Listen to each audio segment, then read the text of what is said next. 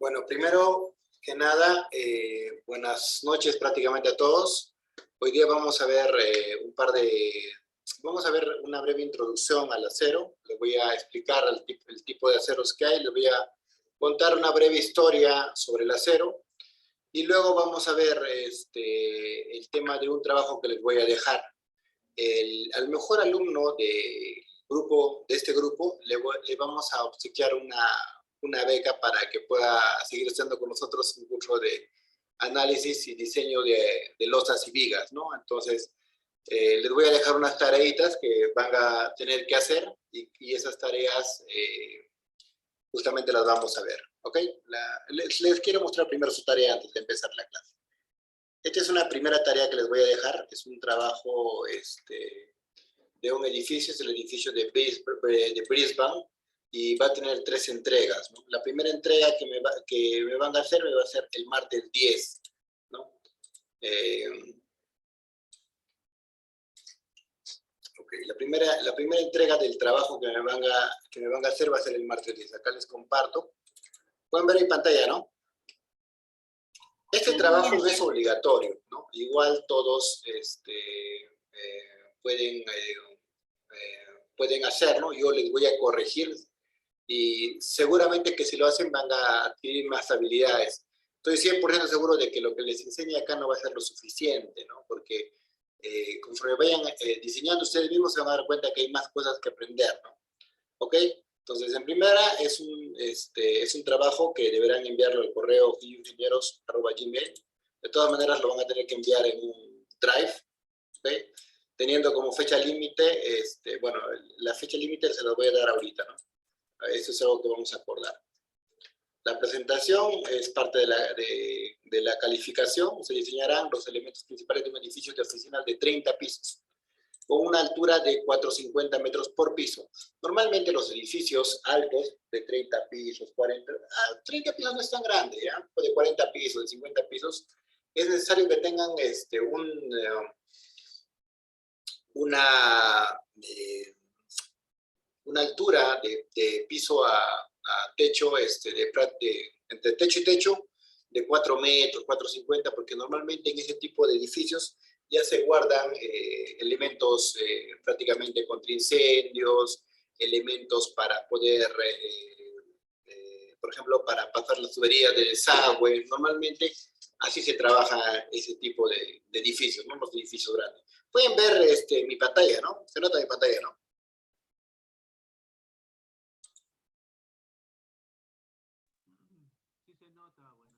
Sí se ve. Ya, perfecto. Ok, entonces, de eso va a tratar prácticamente. Es un edificio de 30 pisos, con altura de 4,50 por piso, y de una altura total de 135 metros, ¿no? Si multiplican 4,50 por 30, son 135 metros, ¿no? Las dimensiones de la planta y un corte de la edificación aparecen en la figura 1 y 2 adjuntas, ¿no? El edificio es una estructura que tiene columnas y muros de concreto armado. En el caso de las columnas lo vamos a cambiar. Los muros los voy a dejar porque son el elemento estructural. En este tipo de edificios, en los edificios altos metálicos, normalmente el que tiene que tomar el tema sísmico, el tema de cargas laterales, son los elementos de concreto armado. Así que esta parte la voy a dejar así como está, ¿ya? Y lo que voy a cambiar acá es lo siguiente, ¿no? En vez de que sea una columna de forma cuadrada, ¿no? Una columna de concreto, esta columna va a ser una columna de acero, ¿no? Que tiene columnas de acero cruciformes, le voy a colocar, cruciformes, y muros de concreto armado, ¿no? Cruciformes. En el perímetro están ubicadas columnas de forma cuadrada, las vigas son de tipo W, el núcleo es de muros de concreto. Todos los edificios grandes, las estructuras grandes, necesitan algo que le dé rigidez, que pueden ser estos muros de concreto, podrían ser unas diagonales, hay muchas formas de darle rigidez, pero hay algo que tiene que tomar la rigidez, ¿no? En la zona del núcleo se hallan los ascensores, escaleras y los servicios del edificio. Las losas de piso y azotea son de plancha colaborante con una losa de concreto de FPC 210. La plancha colaborante se apoya sobre viguetas tipo W espaciadas cada 2 metros. En los pisos típicos, la sobrecarga de las oficinas son 250 kilos por metro cuadrado, a la que se debe agregar 50 kilos por metro cuadrado para tabiquería móvil, ¿no? La tabiquería móvil se agrega, ¿no? La tabiquería móvil, para los que no conocen, es una tabiquería que se puede mover, como su propio nombre indica, ¿no? Cuando digo se puede no mover, me refiero a que, por ejemplo, puede ser drywall, ¿no? Podría estar o podría no estar, ¿ok? En la azotea, considerar una sobrecarga de 1000 kilos por metro cuadrado por efecto de los equipos que se colocan en ella. Como carga permanente, considerar 100 kilos por metro cuadrado como acabado de piso, y 15 kilos por metro cuadrado para el falso cielo. Las 4 fachadas del edificio están cubiertas por un muro cortina de cristal templado de 12 milímetros de espesor, con un peso de 50 kilos por metro cuadrado. En la azotea de muro sube 2 metros por encima del nivel de techo. Para efectos sísmicos hay que considerar que el edificio está ubicado en suelo tipo S1. Las vigas de piso que no forman parte de la estructura son de sección W, simplemente apoyadas de acero tipo de alta resistencia y baja aleación, grado 50. La zona de estacionamientos se halla alrededor del edificio. El diseño de los sótanos y la cimentación no forman parte de este trabajo. ¿Ok? Bueno, acá tienen la planta, ¿no? Tienen una planta bonita y acá tienen la elevación, ¿no? Es un edificio de 30 pisos, ¿no? Lo que voy a necesitar que me entreguen voy a tener 3 entregables para este trabajo. Este es el primero de los trabajos que les voy a dejar, ¿ya? Les repito, no es obligatorio que lo hagan, pero si lo hacen, al que mejor lo haga, le voy a dar, al que mejor nota tenga de ustedes, le voy a dar una beca para el siguiente curso, que es un curso de diseño de losas y vigas. ¿Ok? Se pide planos de estructuras en AutoCAD, hojas de cálculo, Excel, modelos en etapas, un informe, ¿no? Fecha de entrega, bueno, la fecha de entrega la tenía o sea, esta primera entrega es para el 10 de agosto. 10 de agosto, ¿ok? Me pueden hacer las preguntas que quieran sobre estas cosas de acá mientras les van avanzando. Y para la segunda entrega, que va a ser para la tercera semana, va a ser para el 17 de agosto. 17 de agosto. Y finalmente la última entrega me la van a hacer el 24 de agosto. 24 de agosto y esta va a ser su primera tarea, ¿no? Espero que puedan hacerlo y se den el tiempo de hacerlo. Yo estoy seguro de que si hacen este trabajo van a aprender bastante de hacerlo, ¿no? Porque conforme van avanzando van a tener más y más dudas, ¿no? Más y más dudas. ¿Alguna pregunta sobre el trabajo que tengan o que quisieran hacerme?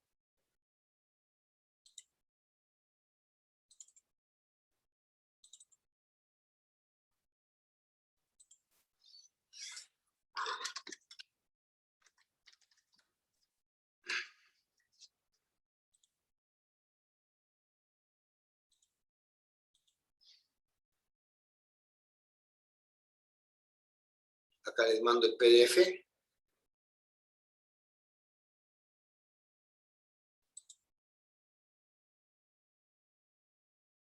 Las consultas las podemos hacer en clase y las consultas también las podríamos hacer. Voy a preparar un drive donde acá en ese drive voy a compartirles a ustedes un link donde les voy a dejar todos los documentos que haga. Igual les comparto acá por este medio, por el medio del chat de acá. Denme un segundito. ¿Dónde está? Anfitrión.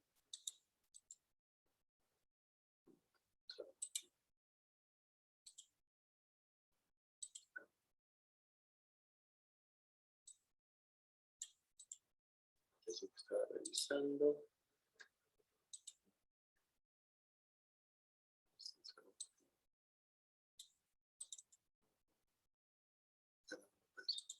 Un segundito.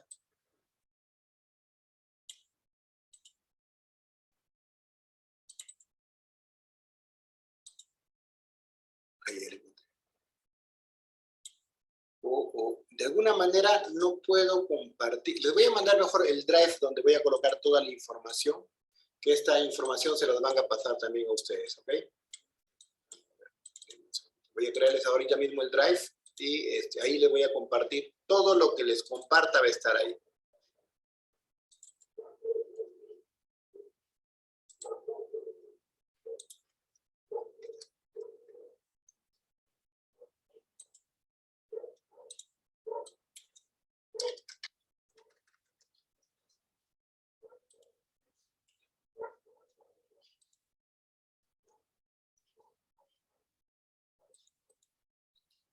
Por favor, cualquier duda, siéntanse libres de prender el micro, ¿no? Tienen estructuras de acero.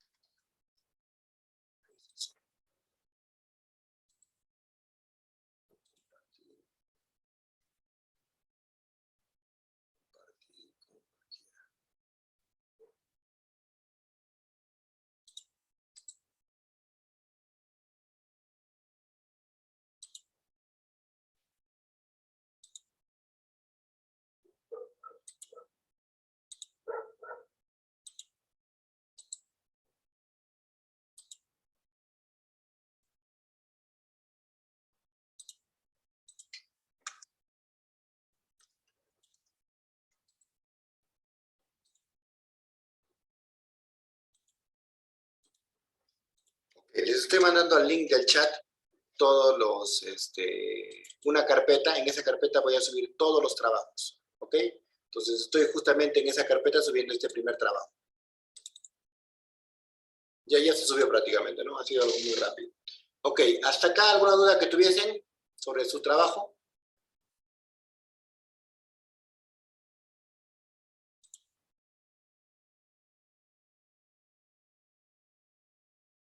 ¿Nadie? Ok, no hay ninguna duda. Perfecto. Ahora vamos con lo siguiente. Vamos ahora sí a ver propiamente la clase de hoy. Ok, en la clase de hoy vamos a ver el tema de... compartir mi pantallita, de acero, ¿no? Vamos a ver propiedades del acero, algunas cosas interesantes del acero, ¿no? Voy a cortar el PDF. Y también les voy a subir ya esta primera clase, ¿no? La clase 01 se las voy a subir.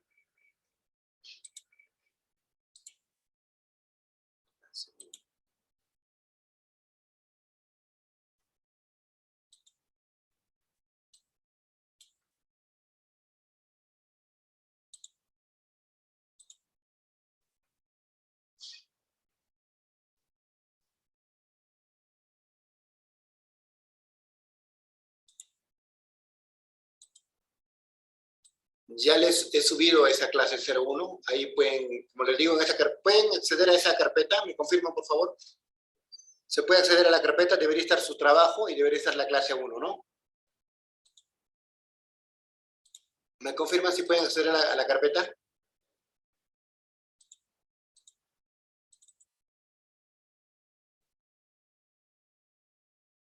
Sí, yo sí puedo, ingeniero. Ah, ya, perfecto. Muchas gracias. Bueno, entonces ahora paso a compartirles nuevamente mi pantalla y ver la clase de hoy día. ¿Ok? Lo primero que les muestro acá es un puente, ¿no? Este puente es el puente más visitado en el 2018, es el Golden Bridge. Es un puente vietnamita que está hecho en puras estructuras de acero, ¿no? Y las manos que ven acá son estructuras de polímero, ¿no? Son polímeros, es una fibra de vidrio desgastada, mezclada con una resina, poliéster, y esto de acá ha sido desgastado de tal manera de que se ve viejo, ¿no? Se ven unas manos viejas, así, da un aspecto de que un gigante, un dios o algo parecido está cargando esto de acá, ¿no? Es algo muy bonito. La razón por la cual les pongo este dibujo es que gracias a este puente Vietnam ha sido el lugar más visitado en el 2018, ¿no? Este lugar ha sido el más visitado en el 2018, ¿no? La gente iba solo para tomarse una foto en ese lugar. Entonces, a lo que yo quiero instarles es que ustedes justamente tienen que hacer cosas de calidad, ¿no? Cosas de calidad significa cosas bonitas. Cuando ustedes hacen cosas bonitas, atrae a la gente. Las cosas bonitas atraen a la gente, es parte de, ¿no? O sea, no es por menospreciar que sea un puente simple, ¿no? Pero un puente simple no, seguramente no va a traer tanta gente como atrae un puente bonito, ¿no? Entonces, un puente bien hecho, un puente de calidad, un puente llamativo, ¿no? Hay lugares, incluso, por ejemplo, hay un restaurante en Canadá donde tiene un volado gigante, ¿no? Y es un restaurante, entonces tú ves el piso, todo el piso es de vidrio, ¿no? Entonces, para mucha gente es sensacional ver el piso de vidrio, ¿no? Porque ve el piso de vidrio y se emociona, ¿no? no solamente hay restaurantes, hay muchas cosas así, ¿no? Por ejemplo, así algo breve, les muestro algo chiquitito. En China, por ejemplo, se ha hecho muy de moda hacer puentes de vidrio, ¿no? Los puentes de vidrio son una moda ahí, ya se han hecho varios, ¿ya? Mientras se hagan adecuadamente, ¿pueden ver mi pantalla, no, muchachos? Sí. Mientras se hagan adecuadamente no hay problema. Por ejemplo, esta de acá, si no me equivoco, es de titanio, la parte de arriba de las péndulas.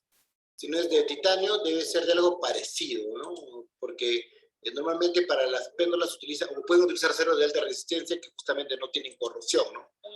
Pero la belleza, por ejemplo, de esto es que el piso es de vidrio, ¿no? Entonces la gente solo va para conocer este lugar, ¿no? O sea, ustedes dirán, pero es mucho gasto, habiendo tanta gente que no tiene dinero, ¿para qué se gasta tanta plata, no? Lo que pasa es que atrae turismo, ¿no? Y el turismo es dinero prácticamente, ¿no?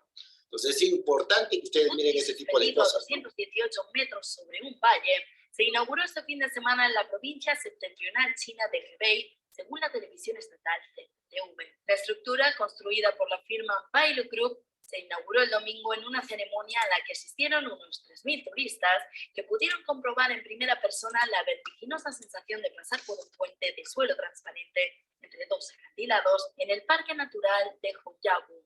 El suelo del puente está formado por 1.077 placas de cristal de solo 4 centímetros de grosor que cuelgan de una estructura reforzada por 12 cables de vanadio con un peso de 126 toneladas. En este caso son placas, cables de vanadio, ¿no? ¿Por qué utilizar en vez de acero vanadio, titanio u otro material, ¿no? Por ejemplo, ¿qué es lo bueno de utilizar titanio, por ejemplo, ¿no? El titanio tiene una propiedad increíble porque para que haya corrosión tiene que haber el encuentro de 3 factores, ¿no? Tiene que haber el encuentro de agua, oxígeno y electricidad. Y ahí se forma la corrosión. Entonces, si no hay uno de estos 3 factores, no va a haber corrosión. El acero, por ejemplo, puede reunir esos 3 factores. Sin embargo, el titanio tiene la propiedad de que no se puede mojar. Como no se puede mojar, nunca puede haber agua al lado del titanio, ¿no? Así le eches agua, es una propiedad que se mantenga seca, ¿me entienden? Es una propiedad del titanio. Entonces, por esa razón, no se puede corroer el titanio, ¿no? Es una de las razones por las cuales se utilizan estos materiales, ¿no? Por ejemplo, los polímeros también no tienen corrosión, o sea, como a una fibra de carbono, una fibra de vidrio como la de acá, vas a hacer que sufra corrosión. No puede, o sea, ni siquiera tiene un tiempo de vida, ¿no? Algunos calculan 2000 años. El plástico más corriente que hay, por ejemplo, el plástico con el cual uno va a comprar al mercado, ¿no? Bueno, antes iba, ¿no? Ahora tal vez esté solamente en bolsas de cartón, pero cuando había este plástico llega a destruirse en casi 200 años, ¿no? Por eso contamina bastante. Entonces, ese tipo de materiales es muy ventajoso en ese sentido.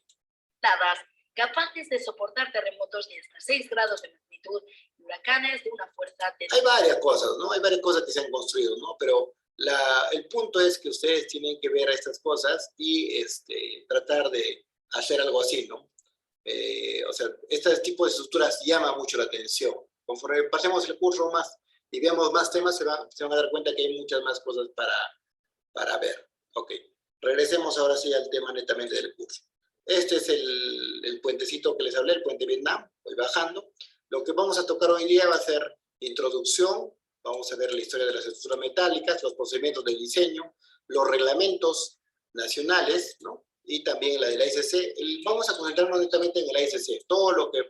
Los cálculos que damos lo vamos a hacer con la ICC. Las cargas de diseño, propiedades mecánicas, ventajas y desventajas, clasificación y sistemas estructurales. Eso es lo que vamos a ver. Ok, nos vamos con lo primero. Historia de las estructuras metálicas. La historia de las estructuras metálicas en realidad tiene bastante tiempo atrás, ¿no? Por ejemplo, ustedes dirán, oye, ¿y esa imagen qué tiene que ver con una estructura metálica? El profesor nos está engañando. En la antigua Grecia se usó mucho hierro forjado, que es un tipo de estructura metálica, ¿no? Hierro forjado para reforzar las vigas de los templos, ¿no? ¿Y qué más? Para sorpresa, sorpresa. Hoy en día, por ejemplo, en un muro, en las estructuras, utilizamos disipadores de energía y entre paréntesis es un sistema moderno de protección sísmica, ¿no? Utilizamos aisladores de base, que es separar el piso de la estructura del edificio con el piso del suelo. Lo separamos mediante elementos de goma con estructura metálica para que no se siente el sismo, ¿no? Esos son aisladores de base, por ejemplo, ¿no? Entonces, ¿cómo es que esta gente antigua de Grecia, ¿no?, había descubierto eso tiempo antes? Si ustedes se fijan, estas son las paredes. Estas paredes son de junta seca, ¿ya? Las paredes de junta seca, uno, que hablando en temas de tecnología, es muy rápido de hacer. Las paredes de junta seca son muy rápidas de hacer. ¿Por qué? Porque justamente no necesitan mortero. No es ineficiente como el caso del ladrillo convencional, ¿no? Esta de acá no necesita mortero. Igual como hicieron nuestros incas. Nuestros incas han hecho piedra sobre piedra, es más rápido porque no necesita un mortero. A usted dirá, ¿y esto cómo se agarra? ¿Cuál es la estabilidad? Estos hombres, desde este tiempo, de 1200 años antes de Cristo, o sea, casi 3000 años antes, ya manejaban el tema de disipación de energía. Si yo hago un corte de acá, de arriba, para abajo, yo voy a ver los ladrillos, bueno, no son ladrillos, son elementos de mármol, ¿no? Son elementos, unidades de mármol, ¿no? Entonces, si yo corto desde arriba, desde un corte acá, voy a ver que acá hay una especie de espacio.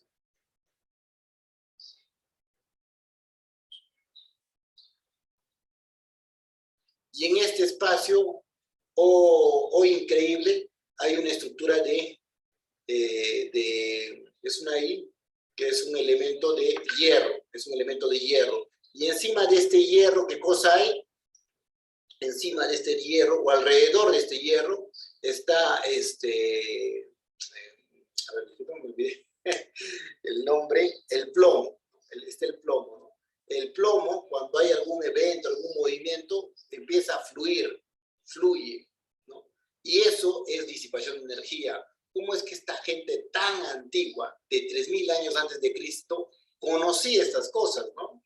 Tal parece que, tal vez la palabra sea un poco dura, pero tal parece que conforme ha pasado el tiempo, hemos ido aprendiendo cada vez menos, ¿no? Hemos olvidado cosas tan importantes como esta, y ahora vemos aisladores, disipadores, y creemos que es lo último que hay en tecnología, ¿no? Ok. Acá tenemos una T, acá tenemos una C, son diferentes elementos que utilizamos, ¿no? Fíjense, así entramos. Acá es el bloque de mármol, acá es el otro bloque de mármol, y acá pueden ver el hierro, esto de negrito que voy a colocarlo acá, es de hierro, y acá alrededor está el plomo. Entonces, cuando hay un sismo, esta pared no se va a caer. Por eso ha aguantado tanto tiempo. Ahora ustedes dirán, oye, pero esta pared ya no está, ¿no? Hay lugares donde no está. No está porque debido a las invasiones que ha tenido Grecia, han destruido algunos palacios. Pero sísmicamente, sus paredes, las paredes que están ahí, que no habían sido dañados por las guerras ni nada por el estilo, están ahí paradas, porque simplemente ha sido pensado sísmicamente. Esto de acá no ha sido de la noche a la mañana, esto lo han pensado mucho tiempo, porque acá hay plomo. Hoy en día utilizan plomo como disipador de energía y creen que es lo último que hay, ¿no? Pero nuestros antepasados nos demuestran que esto ya se venía utilizando desde hace mucho tiempo atrás. Algo que no viene tanto con el tema, pero sí me gustaría mostrarlo, el tema de aislamiento de base, ¿no? Como ya sabrán hoy en día, los edificios, muchos edificios, sobre todo los edificios de hospitales, llevan acá una especie de ruedas, ¿no? Que la misión principal de estas ruedas es desacoplar el suelo de la estructura, ¿no? O sea, desacoplar. Entonces, este desacoplamiento genera que cuando hay un sismo no se sienta. La gente acá no siente el sismo, ¿no? Un ejemplo claro es el hospital de Oliviu, ¿no? No sé si recordarán, ¿no? El hospital de Oliviu tenía una parte donde estaba aislada, ¿cómo se llama? Donde estaba aislada y tenía, y no sintieron el sismo, ¿no? Mientras que había otra parte que no estaba aislado, donde sí sintieron el sismo y los doctores salieron escapando, ¿no? O sea, así no se rompa, así ese edificio aguante, bueno, el hecho de que se mueva, en realidad ya espanta, ¿no? Ya espanta, entonces. Eso es lo que pasó con el hospital de Oliviu, ¿no? O sea, prácticamente no se movió, ¿no? ¿Por qué? Porque gracias al sismo, gracias a que estaba aislado, el sismo no se siente dentro, ¿no? Para los que no tienen nada de idea, tal vez haciéndoles ver algún videíto veloz, puedan entender eso que les indico, ¿no? A ver, acá tengo algunos, hay en realidad bastante información sobre aislamiento de base, ¿no? Pero, por ejemplo, esta maqueta creo que podría representar bien lo que les explico, ¿no? Acá hay una maqueta, ¿no? Y cuando hay un movimiento sísmico, pues el hecho de que tenga unas ruedas hace que, por ejemplo, el de acá se mueva, mientras que este de acá no se mueva. Porque este se mueve como un bloque, se mueve con todo. Así se mueve un aislador de base. Simplemente resbala y se mueve. Entonces, la gente que está acá ni se entera del sismo o se entera muy poco del sismo. La aceleración puede bajar hasta la 10ª parte. Entonces, estas personas en un sismo no lo van a sentir y no van a estar correteando como las personas de acá. Ok. Entonces, para ya terminar con esta parte, la razón es que les muestro esto de acá, es que esta tecnología que parece nueva, del desacoplamiento del suelo con la estructura, es una tecnología antigua. También los griegos lo hacían, pero de otra manera. Los griegos, a diferencia de nosotros construimos las columnas de uno solo, ¿no? Monolíticas, uno solo, ¿no? Sin embargo, estos griegos hicieron esto por partes, ¿no? Un tamborcito, otro tamborcito, otro tamborcito. Entonces dirás, wow, pero eso parece peligroso, ingeniero. Oh my God. Pero ¿qué se le hace? Se le coloca dentro una estructura de madera machimbrada, ¿no? Y acá esa estructura, cuando hay un sismo, se levanta, ¿no? Se levanta un poco para acá, baja para acá, luego se baja y luego se levanta también para acá. Entonces, hay un desgaste acá, que es justamente esto de acá que están viendo, ¿no? Entonces, el sismo que se produce acá, la fuerza sísmica que se produce en la base, no es la misma que acá. Entonces, esto es un aislamiento de base. Está desacoplando la fuerza sísmica prácticamente y se pierde en esta elevación. Entonces, cosas interesantes, ¿no? Cosas interesantes que aprender de nuestros antepasados. ¿Hasta acá alguna duda, alguna consulta, algo que quieran preguntar?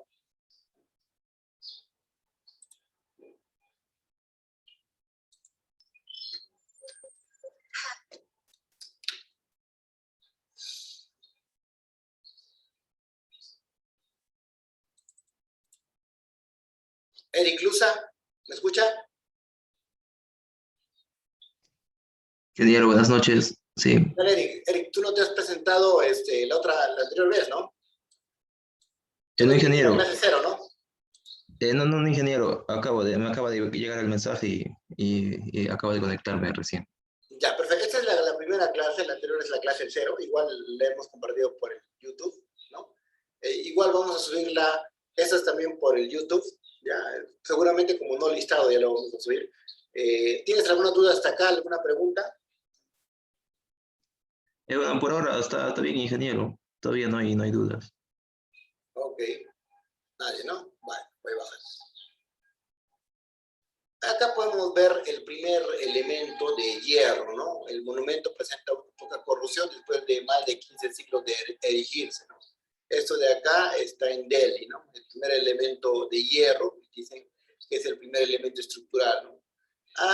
Bueno, estos son los refuerzos que se suelen utilizar en las iglesias, ¿no? Por ejemplo, de hierro para que no se caiga, ¿no? Se han utilizado en varias iglesias. Estos son los puntales que hay, puntales. Esto me parece curioso, ¿no? Me parece que de alguna manera nos hemos olvidado la parte sísmica, ¿no? Porque estos puntales, como su nombre dice puntal, ¿no? Es apoyo fijo y apoyo fijo acá. Esto de acá no tiene ninguna estabilidad. O sea, yo no puedo comparar una estructura que tal vez esté acá empotrada en el piso, ¿no? Y tal vez arriba también empotrada, ¿no? Ya tiene cierta estabilidad. Pero una estructura biarticulada, ¿no? Como esta columna es biarticulada de hecho, porque está encima nada más. Entonces, ¿qué pasa? Una columna biarticulada no tiene estabilidad lateral, solamente tiene una estabilidad vertical. Entonces, algo que me parece curioso es pareciera que luego de tanto apogeo, pareciera que hemos decaído, ¿no? Nos hemos olvidado de la parte sísmica, ¿no? Porque estos de acá, cuando ven un buen sismo, seguramente estas personas van a morir, ¿no? Porque es un puntal. Un puntal está bien, puede usarse, está bien, normal, se utilizan los puntales en muchos lados, pero tiene que haber algo que dé rigidez lateral. Si no hay algo que dé rigidez lateral, bueno, ahí hay un problema, ¿no? Ahí hay un problema. Bueno, este es el primer puente de hierro fundido. Esto es en el mundo, es hecho en 1779, mientras que el primer puente de hierro fundido está hecho en Perú, que es el puente Balta, ¿no? El puente Balta en Lima en 1872, mientras que este está hecho en 1779. Fíjense, más o menos la diferencia de 100 años, ¿no?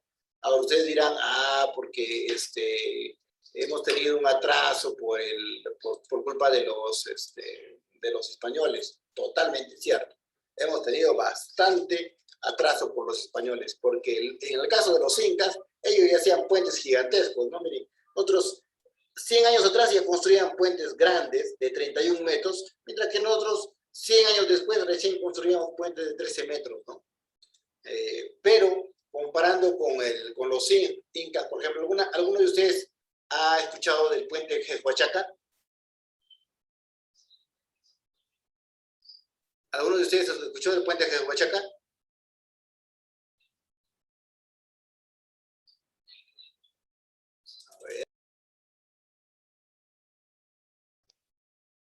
Sí, ingeniero, creo que es el puente que se construye, no sé si era en Cusco o en Apurímac, pero es el que hacen de Ichu, un puente largo.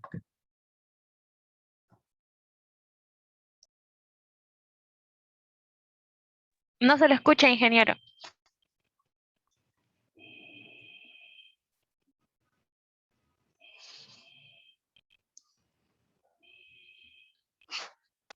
Está con el micrófono apagado. Perdón, disculpe, no me había percatado. Muchas gracias, William. Como les decía, el puente Huachaca tiene razón su compañero. Es un puente hecho por los incas 500 años antes, o sea, este puente sí es para competir así como el mundo, ¿no? Miren este puente, rápido.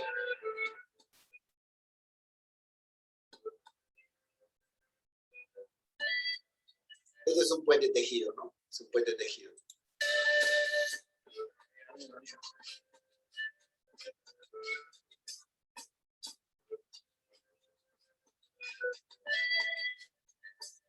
A puro bicho, miren, a la antiguaza. Todo el pueblo trabaja.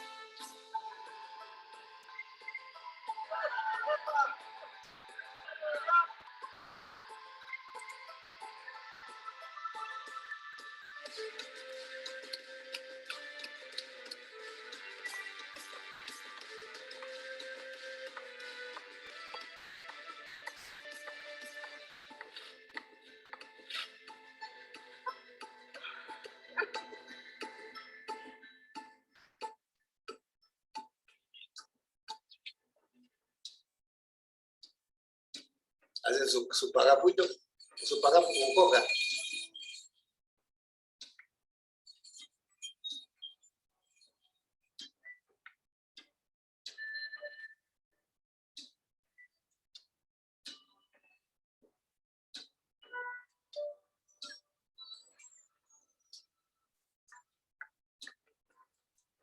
Esto lo hacen las mujeres, ¿no? Y los hombres se encargan netamente de llevarle los elementos y empezar a juntarlos, ¿no? Pero las mujeres hacen la parte del licho, ¿no?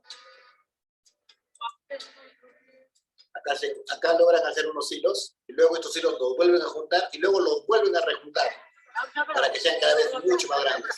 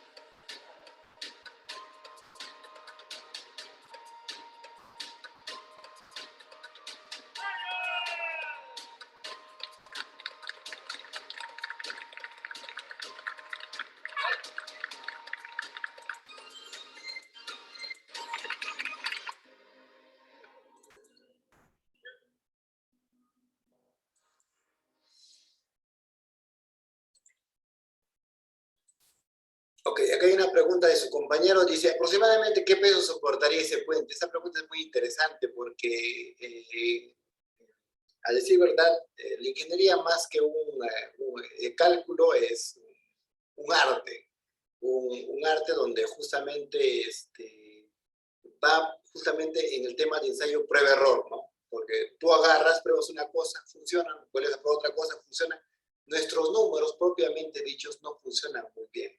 Prueba de ello es las miles de edificaciones que se han caído por el tema de la optimización, ¿no? Por ejemplo, ese puente, el puente Tacomanarro, ¿alguna vez escucharon del puente Tacomanarro? El que los físicos se enorgullecen en decir, ah, no, ha sido la resonancia, ¿no? ¿Han escuchado de ese puente, el Tacomanarro?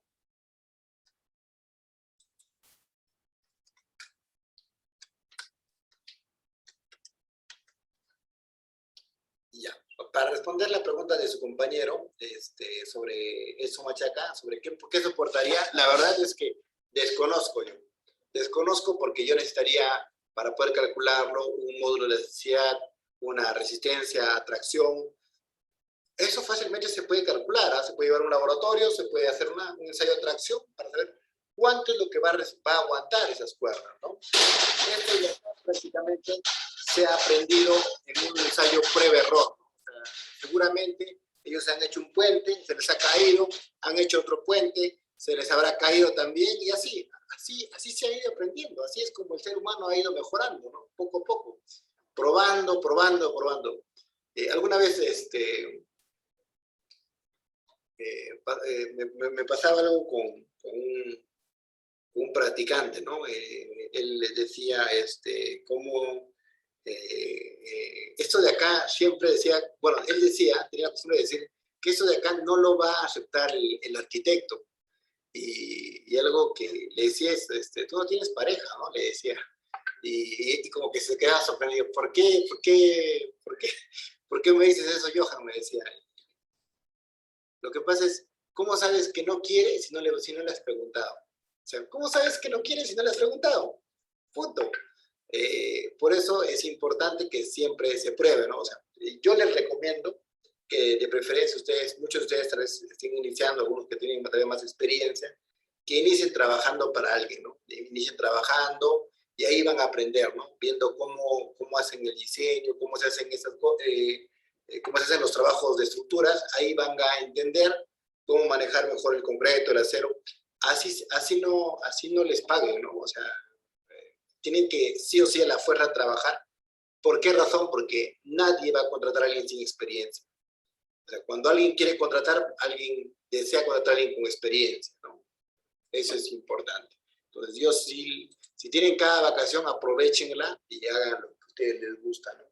No hagan las cosas por dinero, porque, por ejemplo, así como cosita breve, les cuento, antes de regresar a lo nuestro, yo recuerdo que cuando yo era estudiante en la Universidad de Ayacucho, yo era bueno en topografía y la gente me pagaba por hacer topografía.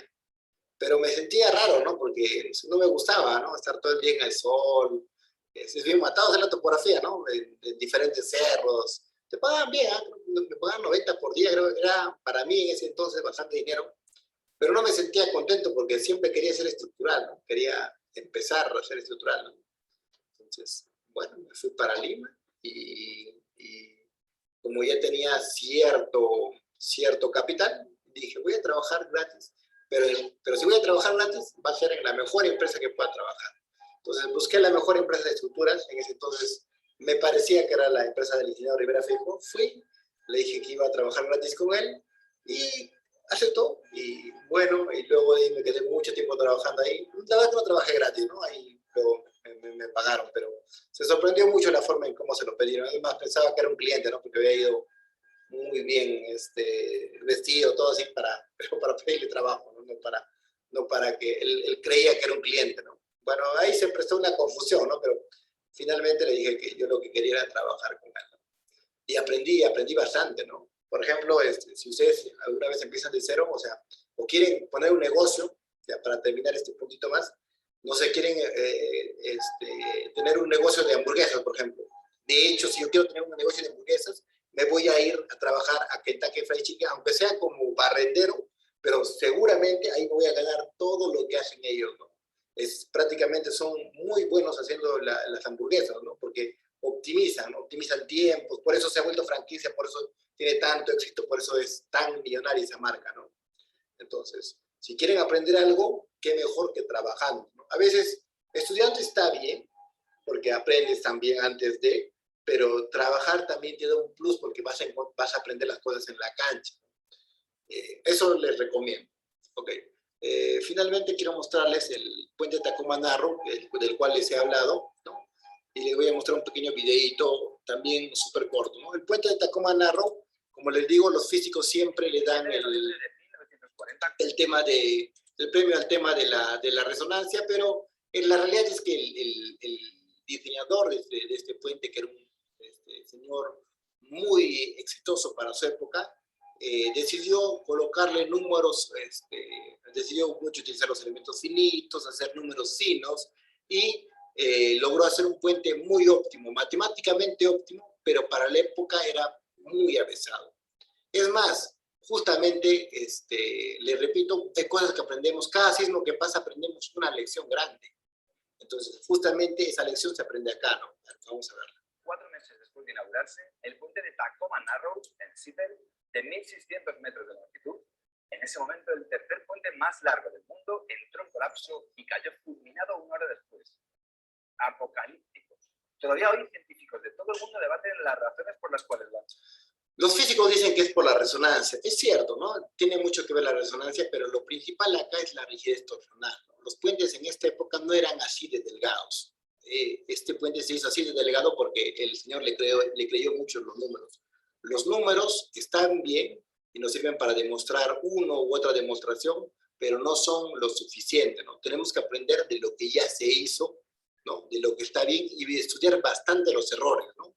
¿Por qué? Porque los errores son un gran maestro, ¿no? O sea, ya sabes qué cosa no hacer, ¿no? Y de preferencia, más inteligente es aprender de los errores de otros, ¿no? Okay. Bueno, ahí dejo lo de Tacoma Narrow y regreso a nuestra clase. Vamos para acá. Este es el primer puente colgante, el puente de Menai. Este puente de Menai tiene una historia bien bonita. ¿Por qué? Porque antes solo este tipo de puentes se utilizaba para solamente llevar tuberías de desagüe, ¿no? Sin embargo, a alguien se le ocurrió, oye, ¿sabes qué? Podríamos hacerlo para puentes. Entonces, el problema que tenían, oye, ¿cómo pasamos desde este punto hasta este punto? ¿Cómo llegamos a una guía? ¿Cómo llegamos a un hilo? Entonces, lo que hicieron un concurso de cometas, ¿no? Esa es una historia bien bonita. Hicieron un concurso de cometas y al ganador de la cometa creo que le regalaban algo, no sé, no recuerdo el premio, pero era algo básico. No sé, imagínense un saco de papas, no sé, algo así. Y el premio era porque la cometa llegara desde este punto al otro punto, ¿no? Y ya, y ellos ganaban a hacer el puente, ¿no? Así empezaron, así poco a poco empezaron a descubrir, empezaron a probar una cosa, la otra. Este es el primer puente en Perú, el de Billinghurst, y recién lo han hecho el 2011. O sea, fíjense la diferencia, tenemos mucho de atraso, ¿no? Mucho de atraso en el nivel de ingeniería como el mundo, ¿no? Eso es importante que se den cuenta, no para que se sientan mal, sino para que estudien lo que hay alrededor, ¿no? O sea, una forma de estudiar es buscar artículos científicos, buscar información del extranjero, ¿no? Que es una información de calidad y no como la información que tenemos en Perú. Es bien pobre la información que tenemos aquí en Perú, ¿no? No se hace mucha investigación. El puente de hierro forjado. El hierro forjado, para los que no entienden, es, por ejemplo, el puente Britannia fue el primer puente de hierro forjado. Acuérdense de forjar, pues, ¿no? O sea, agarrar y chancar con un martillo, ¿no? Acuérdense de Hefestos, ¿no? Hefestos golpeaba con un martillo, el herrero, y eso generaba mayor resistencia. O acuérdense de cómo hacían las espadas, ¿no? Las espadas justamente golpeaban el acero una y otra vez para buscar una mayor densidad y así sea más resistente, ¿no? Como es más denso, es más resistente. Okay, vamos. En 1851 se construyó el Palacio de Cristal, ¿no? Tenemos acá un puente. Este puente sí me encanta relatar la historia porque es un puente súper especial, es el puente de el puente Eads en Saint Louis. Este puente Eads, la historia de este puente Eads es un poquito hasta larga, ¿no? Pero para resumirla, hace más o menos 200 años hubieron hombres muy ricos en el mundo, ¿no? Estaba John D. Rockefeller, Andrew Carnegie, Henry Ford. Son gente que gracias a ella lograron, Estados Unidos logró ser lo que ahora es. Sin esta gente, ellos no hubiesen logrado jamás lo que ahora son, ¿no? Porque esta gente ha tenido tanto, por ejemplo, John D. Rockefeller, el creador del petróleo, ¿no? De la gasolina, de todo eso, el productor, ¿no? Prácticamente se volvió el hombre más rico del mundo y tuvo la fortuna de 7 veces la fortuna de Bill Gates hoy en día, ¿no? Entonces, son números muy grandes, ¿no? Son números que hasta ahorita ni se repiten, ¿no? Es para tenerlo en cuenta, ¿ok? Este puente Eads, resulta que Andrew Carnegie se le dio, se le pidió que construyera algo para unir 2 ciudades, ¿no? Que era Saint Louis y Illinois, ¿no? Tenía que unir estas 2 ciudades, pero no había algo que lo pueda unir. Entonces, este hombre, Andrew Carnegie, lo que hizo fue, a ver, un segundito, voy a mostrarles. Este es Andrew Carnegie, ¿no? Andrew Carnegie. Él es Andrew Carnegie. Él no hubiera llegado hasta donde llegó. A este castellano, qué bacán. Entonces, Señor. Gracias. Todos estos hombres ricos de hace 200 años eran totalmente pobres, ¿eh? Eran totalmente pobres, ¿no? John D.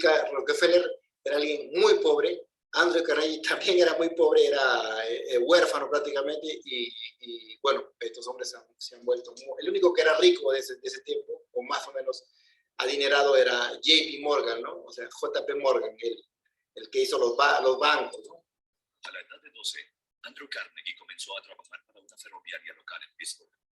Allí conoció al presidente de la compañía, Tom Scott. A Scott le agradó el joven Carnegie, a quien contrató como su asistente personal. Ahora, lleva esto y esto al superintendente de división. Sí, señor. Gracias. Esto es para usted, señor. Gracias.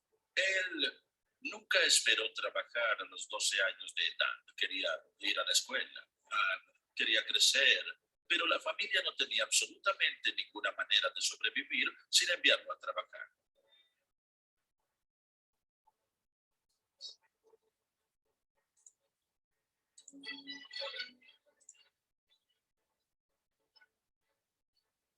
Andy es el hombre de la casa.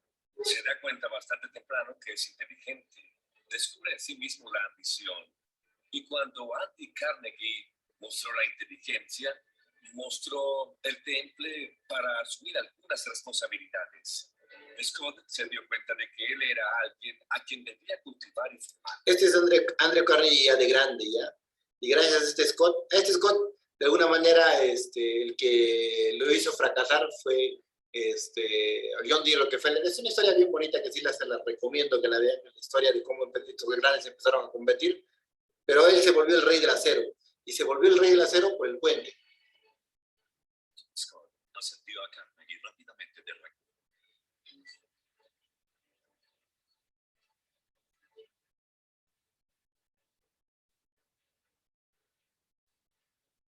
Igual que con muchos jóvenes que obtienen ayuda, la suerte tuvo mucho que ver con esto y el sentido de oportunidad. El segundo factor, además de la oportunidad, es que muchos de nosotros admitiríamos que de jóvenes tuvimos un mentor, un benefactor. Y cuando alguien mayor a quien respetas y admiras tiene confianza en ti, es un gran estímulo a tu propia autoconfianza. A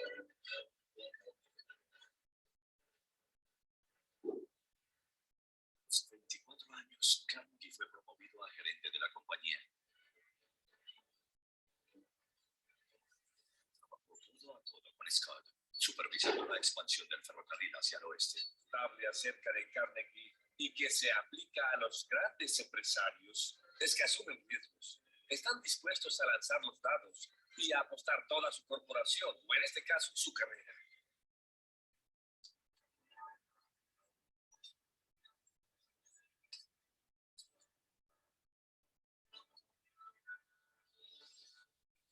Gracias. Nada es imposible. Tienes que tener paciencia y perseverancia y saber a dónde quieres llegar y conservar la pasión para seguir creyendo en tu idea cuando todos los demás sigan diciendo, bien, ¿por qué perder tu tiempo en esto? Es evidente que no va a suceder, pero tú sabes que sí sucederá y nunca renuncies a la idea.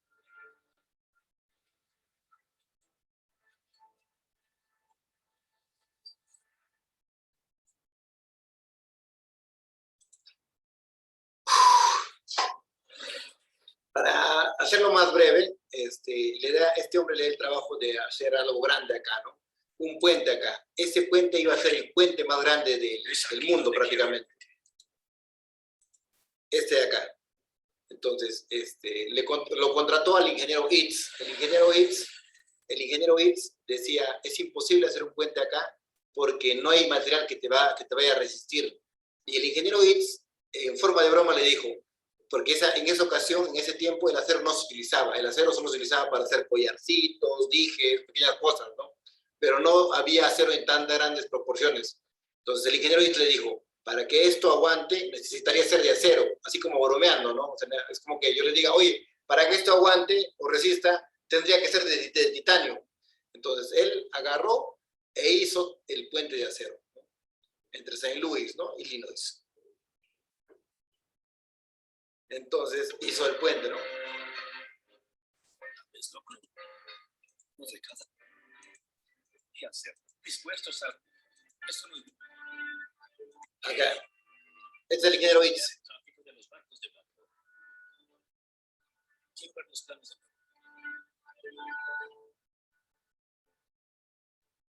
Esos son los planos. Fíjense cómo hacían todo manito.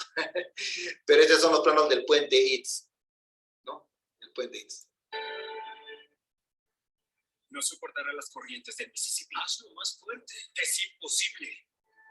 Las fuerzas combinadas del tráfico de pasajeros, trenes de carga y la corriente del río excederán la fuerza de tracción del hierro. El puente colapsará.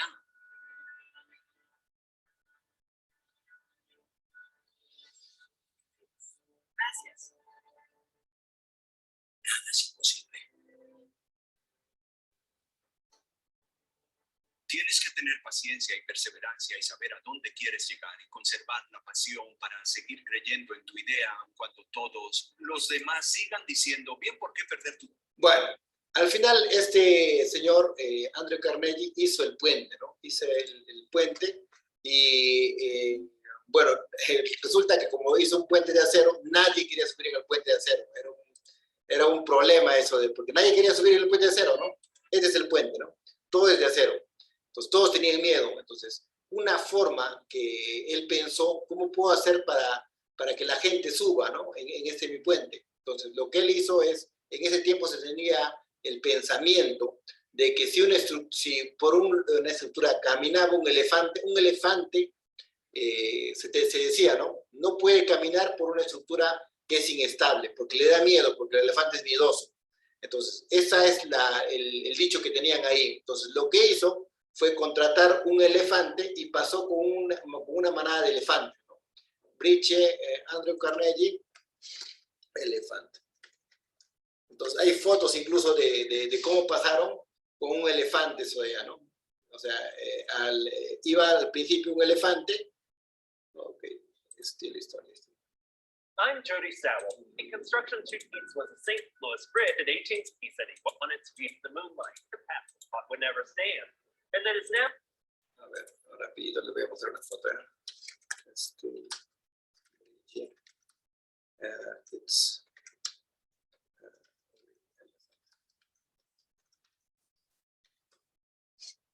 Imágenes. Claro, eso es cuando pasaron todos, ¿no? Empezaron a pasar y lo que pasó fue que pasó una comitiva con un elefante, ¿no? Y ya después de eso pasó todo el pueblo, ¿no? Porque vieron que era seguro, ¿no? Vieron que era seguro. La historia es súper simpática, ¿no? El puente Itz. Cómo contrataron al elefante para que pudiese pasar, o sea, al circo, ¿no? Con su elefante para que pudiesen pasar, y luego detrás de ellos pasó todo el pueblo.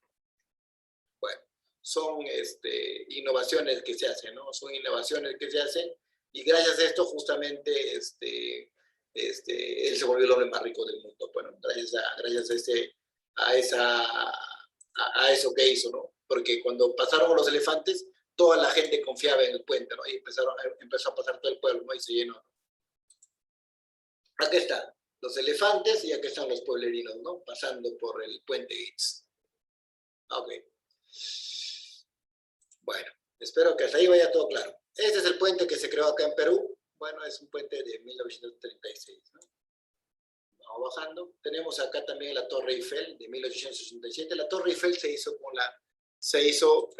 por la conmemoración de los 100 años de la Revolución Francesa, ¿no? Habían pasado 100 años y se decidió construir la Torre Eiffel, ¿no? Que fue la más alta del mundo en su tiempo, ¿no? En su tiempo. Esta está hecho todo de hierro, ¿no? Y se utilizaba remaches, ¿no? Hoy en día ya no se utilizan remaches, ¿no? Los remaches hace más de 35 años prácticamente ya no se usan, ¿no? O sea, es una forma anticuada de hacerlo, ¿no? Hoy en día lo que se utiliza son pernos. Los pernos son los que utilizan. Hablar de remaches en ingeniería civil, en realidad es hablar de un tema ya que no se usa, ¿no? O sea, yo no conozco ninguna estructura metálica hoy en día que se haga con remache, ¿no? Yo no conozco ni una sola. Pero sí había en la antigüedad, ¿no? O sea, hace 200 años era algo común hacer con remache, ¿no? Bueno, luego de que el señor el señor Andreu Carnegie tuviera éxito con todo este acero, luego para poder hacer todo este acero hizo una especie de fábricas, y como tenían tanta confianza en lo que había logrado el acero, empezaron a hacer edificios de acero, ¿no? Y es así como Estados Unidos creció con los edificios de acero gracias al acero de Andreu Carnegie, ¿no? Gracias al acero de él. Las primeras edificaciones de acero de gran altura, ¿no? Única sobreviviente del terremoto de 1906. Para los que no saben, el terremoto de 1906 es el terremoto donde nació la ingeniería sismorresistente, ¿no? La ingeniería sismorresistente nace ahí porque pasó el terremoto que no era tan fuerte, pero rompió los ductos de gas en San Francisco, y eso generó un incendio en toda la ciudad, y fue un desastre total. Hubieron muchísimos muertos, y a partir de ahí se crea la ingeniería sismorresistente, ¿no? 1906. Acá tenemos algunos terremotos, ¿no? Por ejemplo, del edificio Pino Suárez, ¿no? Un error, por ejemplo, que se cometía antiguo. Esto de acá lo hizo el ingeniero Buen López Heredia, ¿no? El Buen López, ¿no? No sé si han escuchado de él, pero es un ingeniero, un crack de ingeniero, ¿no? Bueno, ya falleció. Era muy, muy bueno. Cuando él venía a Perú, incluso toda la gente de la UNI, hay fotos de sus conferencias donde había un lleno total, ¿no? Los más capos de las universidades de Perú, el Colegio de Ingenieros, UNI, Católica, de diferentes universidades, los mejores diseñadores iban a aprender de este hombre. ¿Y cómo es que este hombre que sabía tanto falló? Justamente porque los números son números, y números se quedan, y se aprende de la experiencia. Mucho de la ingeniería se aprende de la experiencia, ¿no? Por ejemplo, un error acá que se cometió es que la estructura tubular se soldaba antes acá, a las esquinas. Y como muestra, esto de acá genera una falla global y no una falla local. Si se hubiese soldado esto de acá así, o sea, ya no tengo plata para comprarme un tubo entero, pero en todo caso voy a hacerme un tubo a medias, ¿no? Un tubo así. Un tubo acá, un tubo acá y sueldo acá al medio, ¿no? Esto, fíjense, es estable. Por más de que falla, se dobla, pero sigue resistiendo. Esto no, miren, esto se separa así bruscamente y falla, y lo que pasó fue, se cayó un edificio de 23 pisos. Estos son algunas fallas, ¿no? En las conexiones, ¿no? Que son comunes. Otro tipo de falla, la falla tipo lápiz, en Kobe. Hay varios tipos de falla, ¿no? La falla tipo Torito, cuando el edificio es más pequeño que el otro edificio lo chanca, ¿no? Tenemos algunos elementos, por ejemplo, acá fallaron esto de acá que usamos bastante en Sudamérica, ¿no? Las diagonales, ¿no? Para reforzar muchas veces en Sudamérica utilizamos bastantes diagonales, ¿no? Entonces vamos a ver también otra forma de utilizar eso de acá, ¿no? Fallar en conexiones. Esta es la Torre Mare Nostrum, ¿no? La Torre Mare Nostrum, no recuerdo cuánto es exactamente el volado acá, me parece que eran 25 metros. ¿Ya? Yo tuve la dicha de hacer uno parecido, ¿ya? De 25 metros, no recuerdo eso si era 25 metros, por ahí debe ser tal vez, pero yo tuve la fortuna de hacer uno parecido de un edificio acá en Perú, ¿no? Se llama Chambrook el Polo, ¿no? Ese edificio tiene volados gigantes. Es un edificio de lujo y es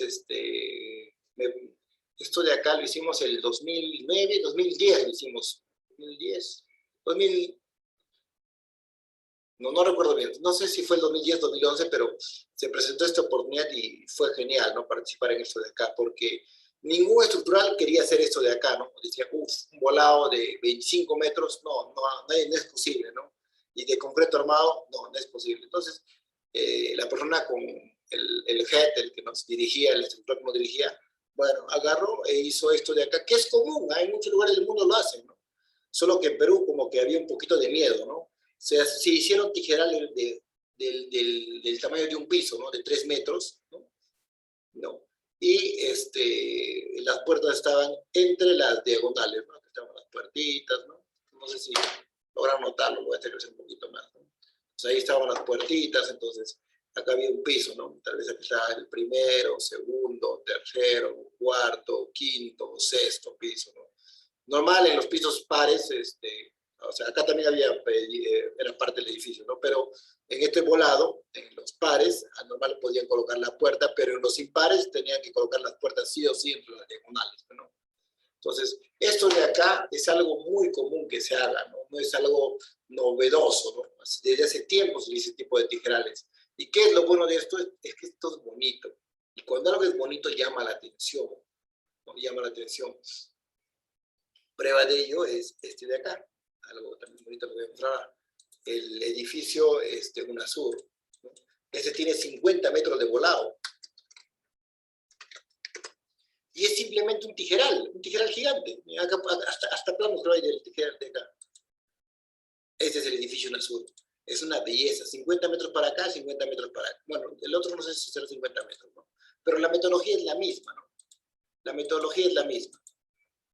Acá podemos ver un modelo. Fíjense, son tijerales grandes nada más. Esos son tijerales grandes, fíjense. Tiene que haber montante, tiene que haber diagonal, ¿no? En todo tijeral tiene que haber esas cosas, ¿no? Tiene que haber montante, diagonal. Vamos a ver otra fotito. Ya, acá se ve mejor. Déjame ver una foto donde se pueda ver mejor eso.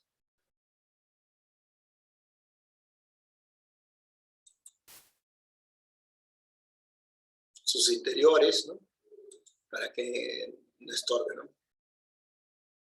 A ver, una fotito buena del edificio UNASUR. Yo tengo otra diapositiva donde tengo una foto, pero más o menos lo que quiero mostrarles acá, creo que puedo escribir, ¿no? A ver si puedo escribir. Okay. Si ustedes ven acá, ¿no? Acá van a ver, ay, caray, se me pasó. Esta de acá arriba, esta es la brida superior, ¿no? La de abajo viene a ser la brida inferior. Disculpen la letra. Estas vienen a ser las montantes. Tienen que haber montantes, ¿no? Montantes. Y estas las diagonales. Si yo lo pongo de perfil, más o menos tengo que tener esto de acá. Apoyo fijo, esto es articulado nada más. Acá, diagonal, montante, diagonal, montante, diagonal. Ya no alcanza espacio, pero tiene que terminar la diagonal, ¿no? Siempre porque las armaduras solo trabajan a esfuerzos axiales, no trabajan a flexión, ¿no? Sería un error garrafal que trabajen a flexión. ¿Por qué? Porque justamente no es óptimo, ¿no? Lo óptimo es que trabajen a tracción-compresión. Justamente así funcionan estos de acá, relajados, ¿no? Entonces, ¿cómo pueden lograr grandes volados? Así como han hecho UNASUR, así como se ha hecho Chambrook y así como se ha hecho el edificio de Interbank, ¿no? Volados grandes, ¿no? El edificio de Interbank, si se fijan, es también así. Okay. esto de acá. Regresemos a las diapositivas. Vamos bajando.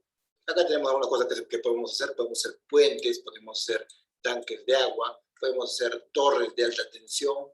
En realidad, con las cosas básicas que les voy a enseñar, pueden hacer cualquiera de estas cosas, ¿no? Pero cuando lo vayan haciendo, siempre van a haber dudas. Eso es un hecho. Pueden hacer edificios metálicos, ¿no? Y acá es un trabajo multidisciplinario, ¿no? Porque acá entra el eléctrico, entra el ingeniero mecánico, entran bastantes profesionales acá, ¿no? Y cada uno tiene un core diferente, una situación diferente, ¿no? Por ejemplo, la desventaja del ingeniero mecánico es que no sabe colocarle sismo a las estructuras, ¿no? Y eso es una desventaja en estructuras que tienen peso. Por ejemplo, este tanque de agua tiene dos masas, una masa impulsiva y una masa convectiva, ¿no? Entonces, ¿cómo modelo un resorte acá? Entonces, muchas veces esa parte la desconoce el ingeniero mecánico. Pero si pudiese hacerlo, bien podría agarrar cualquier tanque, incluso tanques elevados, ¿no? Ese es un punto débil ahí.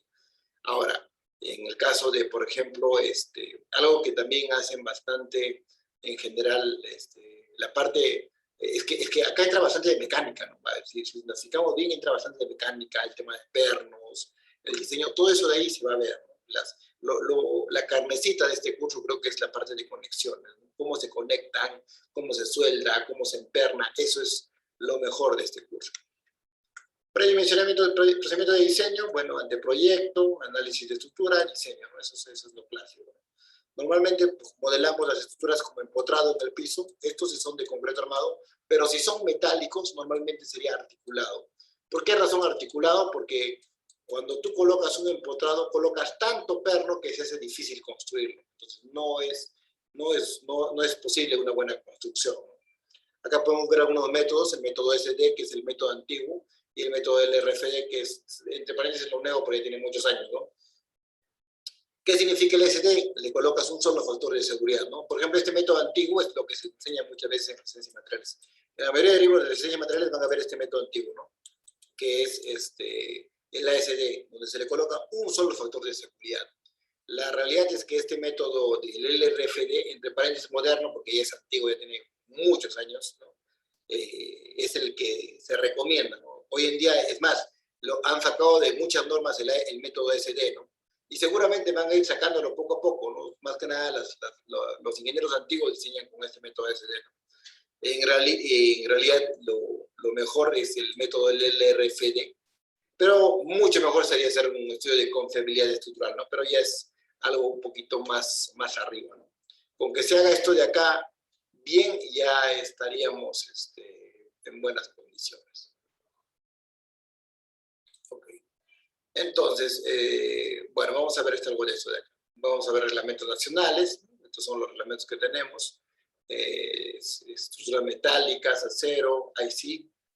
El IC es para elementos laminados en frío, ¿no? Que son elementos doblados o rolados que son en frío, ¿no? Ahora, ¿qué significa que sea en frío? Es que, solo para que se imaginen, ¿no? Es como que agarras un torón, un elemento redondo, circular, y lo hagas pasar por un orificio pequeño, ¿no? Y se aplasta, y luego pasa por otro edificio más pequeño, y luego pasa por otro edificio más pequeño hasta que te quedan unos hilos, ¿no? Entonces, su resistencia crece brutalmente, ¿no? Puede aguantar 10 veces, 4 veces, 6 veces lo que aguanta el acero, ¿no? Un torón de acero, un cable de acero, puede aguantar 18.000 KCI tranquilamente, ¿no? ¿Ok? Ok, a ver. Si lo compara con el acero convencional, hay mucha diferencia en resistencia. Va bajando. Introducción y el acero estructural, vemos las cargas de diseño. Tenemos carga muerta, carga viva en azoteas, viento, nieve, sismo, todo está en inglés, ¿no? El R es rain, el E es earthquake, el S es snow, el W es wind, el L es leaf reduced, el L es leaf y el D es dead. Entonces, moraleja, hay que saber inglés. Si quieres buena información y si quieres estar de acuerdo con lo último que hay, tienes que saber inglés. Si no sabes inglés es un problema muy grande. Entiendo que desgraciadamente en Perú la educación es clasista, ¿no? Tienes plata, tienes buena educación, no tienes plata, no tienes buena educación. Eso es algo real que tenemos que aceptar, pero que, bueno, que tenemos que saber, pero no tenemos que educar. Nosotros tenemos que educarnos por nuestra cuenta, ¿no? Ustedes tienen que educar. Ya no se puede educar tal vez en un instituto, bueno, está el internet, ¿no? Hoy en día la educación es prácticamente globalizada, ¿no? Si ustedes aprenden a buscar bien su información, van a aprender muchas cosas muy interesantes, ¿no? Y eso también les voy a enseñar en partecita de la siguiente clase, ¿no? Cómo buscar buena información. Según la E090, el AC710, acá tenemos justamente las combinaciones del AC710, ¿no? Esas son las del 716, que son las que vamos a manejar nosotros.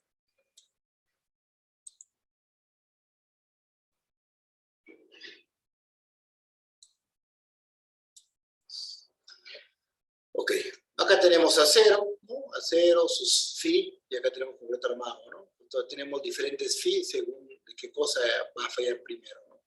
Acá tenemos el tema de... Estos son Phi de reducción. A ver, me explico.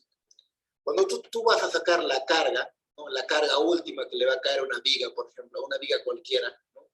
Esta carga última, tú tienes que amplificar las cargas. Por ejemplo, yo podría amplificar la carga muerta y la carga viva, ¿no? La carga muerta la amplifico con 1.2 y la carga viva con 1.7. Listo.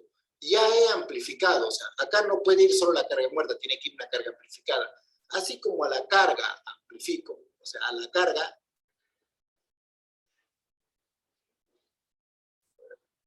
No puedo escribir muy bien con esto. Así como la carga se amplifica, o sea, si tú tienes, no sé, es una carga de 200 kilos por metro cuadrado para una vivienda, se le multiplica por 1.2. Así como eso sucede en las cargas, para la resistencia se castiga. Las resistencias se castigan, ¿no? Se castigan. Entonces, las resistencias se castigan por un factor phi, ¿no? Entonces, por ejemplo, a flexión, si esto resiste a flexión, no sé, un phi mn o un mn, se le castiga por un phi que es 0.9. O sea, si aguantaba 100, en realidad va a aguantar 90, ¿me entienden? La resistencia se le baja por los phi y a las cargas se les amplifica. ¿Se entiende, no, muchachos? ¿Me entienden, Kicho, Manacho? ¿Me entienden o no? En techo. Sí. Ok. Vamos bajando. Acá hay un tema de factores de seguridad, que esta parte sí no la voy a tocar tan a fondo, pero sí me gustaría que tengan idea de cómo sacar los factores de seguridad de las normas, ¿no? Factores de seguridad más simple se puede hacer simplemente un momento último entre phi y ms, que es lo que indica la norma. Y este momento último puede ser alfa carga muerta más beta carga viva, llevándolo en función de su carga, ¿no? Así como este tema de resistencia puede ser phi por carga muerta más carga viva. Hago esto y yo tengo el factor de seguridad. Simple, tan simple como eso. Pero los factores de seguridad no los hacemos así, o sea, como el ASD, ¿no? Antiguamente se hacía así, ¿no? Como lo que les he indicado, ¿no? Con un solo factor. Antes, ¿sí? Ahora no, hace casi 30 años no se hace así, se hace por este método, por el RFD. O sea, la carga muerta, la carga viva, cada uno tiene su propia amplificación. La carga de sismo, la carga de nieve, cada uno tiene su propia amplificación. Ok, acá hay algunas formas, ¿no? Solo para probar nada más. Por ejemplo, acá yo tengo que para la norma del 89, por ejemplo, de concreto armado, el alfa era 1.5 y el beta era 1.8. Solo para cargas de gravedad. ¿Qué significa? El famoso amplificación, pero para la carga muerta y para la carga viva. Entonces, en la norma del 89 se amplificaba por 1.5 la carga muerta y por 1.7 la carga viva, ¿no? Entonces, este sería el alfa y este sería el beta. Ahora, el phi, ¿cuánto era en la norma del 89? Era 0.9. Entonces, haciendo esta conversión y sacando carga viva entre carga muerta igual a 0, esto me indica que carga viva va a ser 0.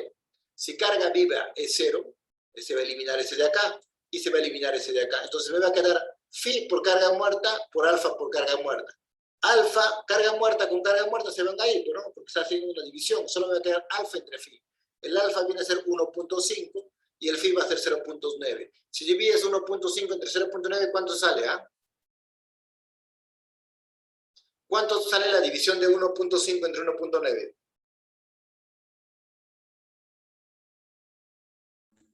$1.67. Claro, y es lo que tenemos acá, ¿no?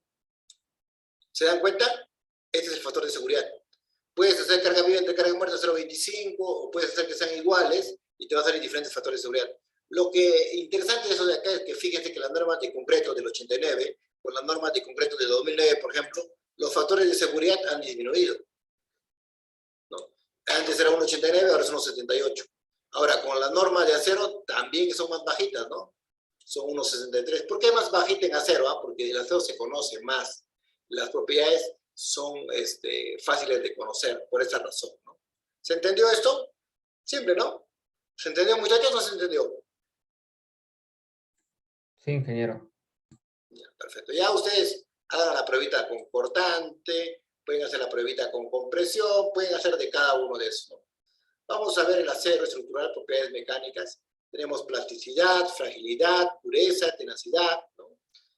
Bueno, esto de acá ya incluso lo pueden leer, ¿no? Ya yo les estoy dando en la diapositiva. Es la capacidad que tiene el acero de conservar su forma de ser sometido a un esfuerzo, ¿no?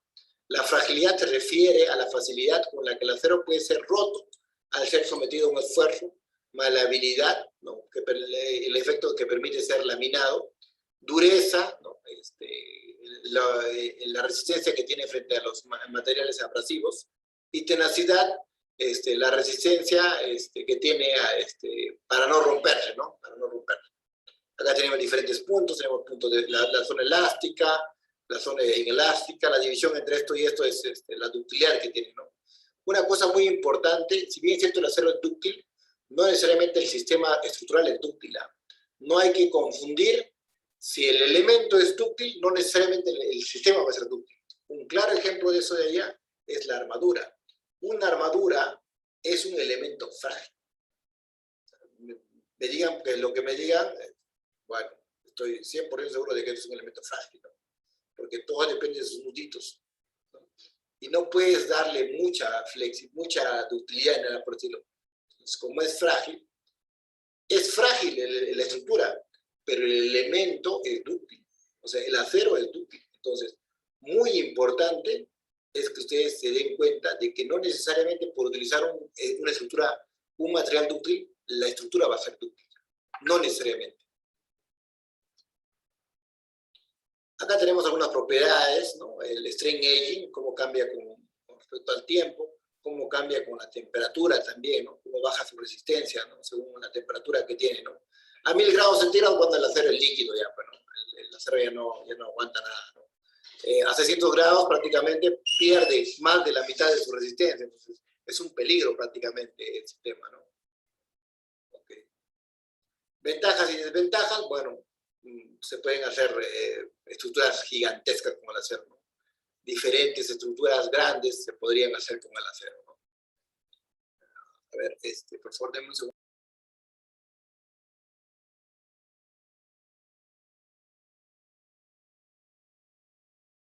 Ok, entonces, esto sería en el caso de, por ejemplo, este es el puente Akachi, Japón.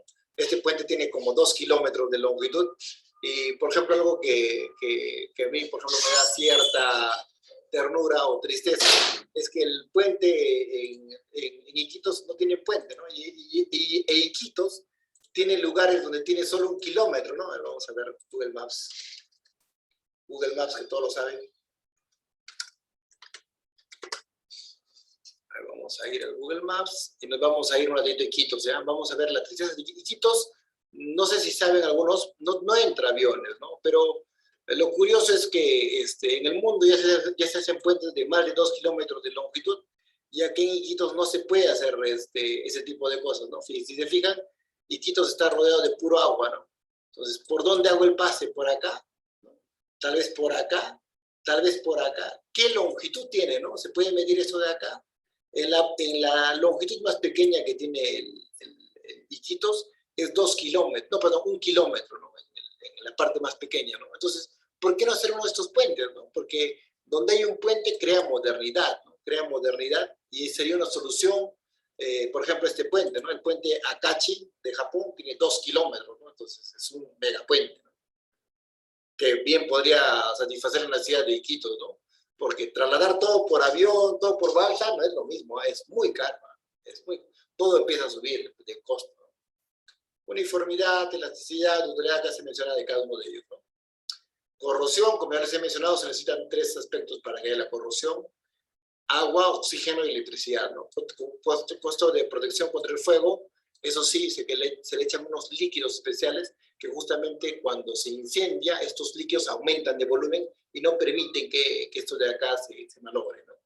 Entonces, utilidad del pandeo es algo que vamos a estudiar cuando veamos compresión, y fatiga es el problema de las cargas repetidas, ¿no? Las cargas repetidas que generalmente se dan en puente.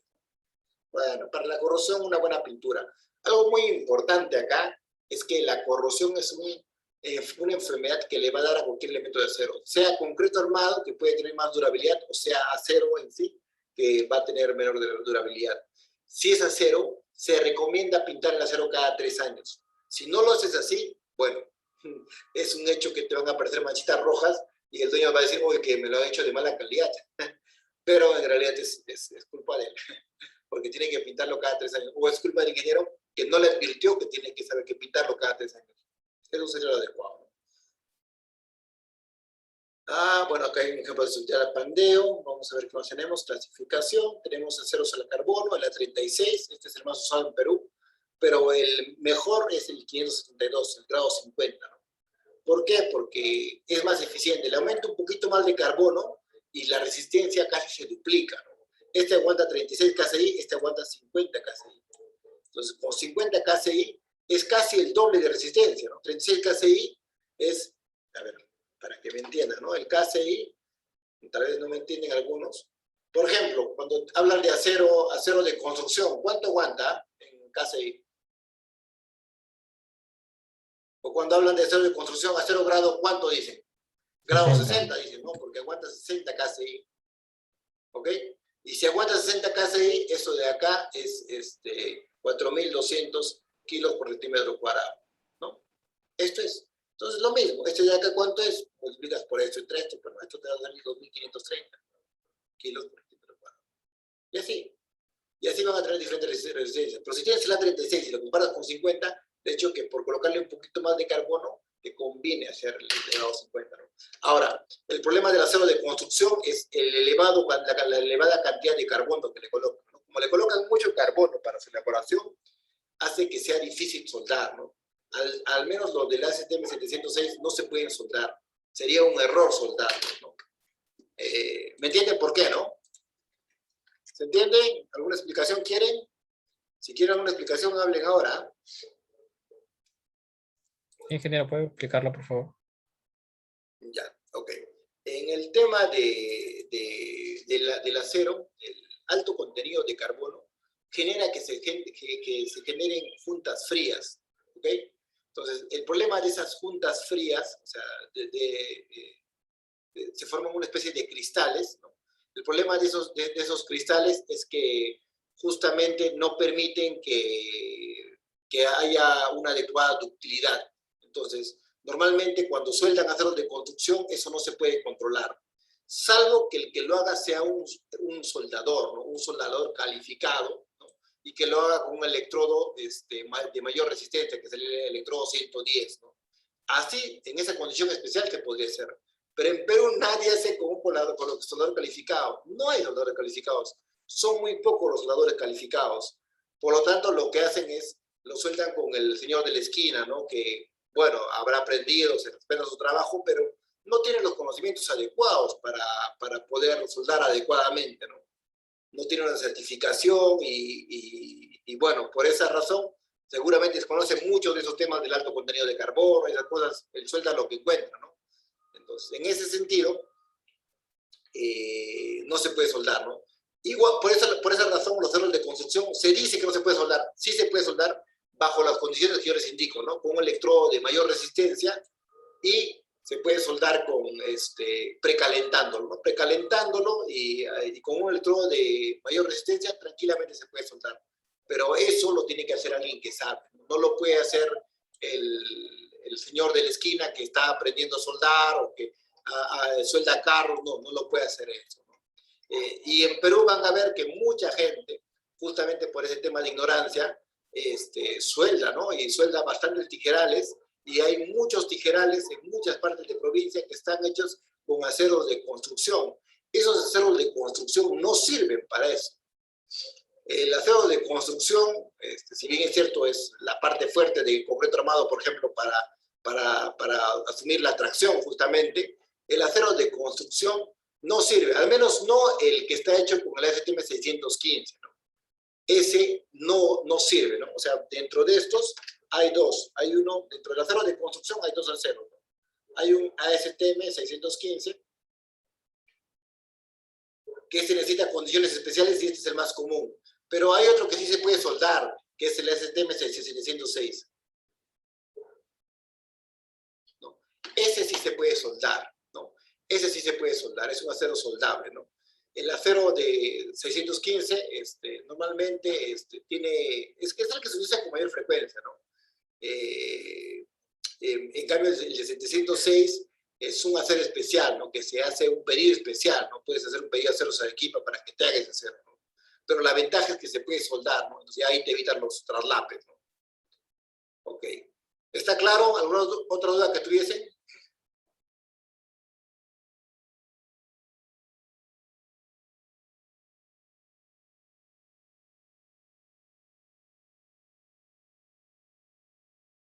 ¿Alguna duda que tuviesen, muchachos? No, ¿no? Ok. Bueno, acá se habla de las resistencias, ¿no? Esa es simplemente la conversión, ¿no? De la resistencia 572, hay de grado 50, hay 514, de diferentes grados, ¿no? Y la conversión que tiene en kilos por centímetro cuadrado. Tenemos las tablitas de la STM. ¿Qué más tenemos? Sistemas estructurales. Acá sí me gustaría verlo porque esto se relaciona mucho con la tarea que les he dejado, ¿no?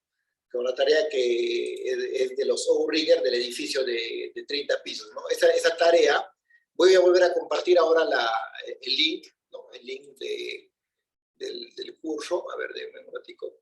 Ahí voy a subir todo lo referido a la tarea. La tarea, les repito, no es obligatoria, pero al que mejor la haga, le voy a regalar una beca, o sea, al que saque mejor nota, le voy a regalar una beca para el curso de losas y vigas, ¿ok?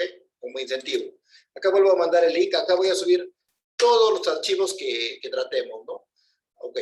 Entonces, los outriggers son elementos de un piso, ¿no? O sea, son elementos rígidos de un piso, que se utilizan más que nada para edificios altos. Por ejemplo, el edificio de Brisbane, en Australia, lleva outriggers. Como son edificios altos, ya no se le puede dar estabilidad solamente con la estructura, tiene que tener outriggers.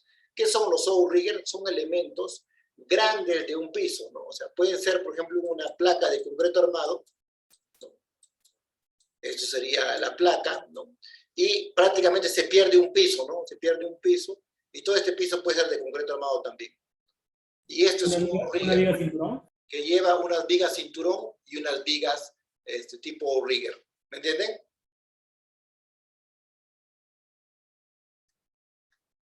¿Se entienden, muchachos?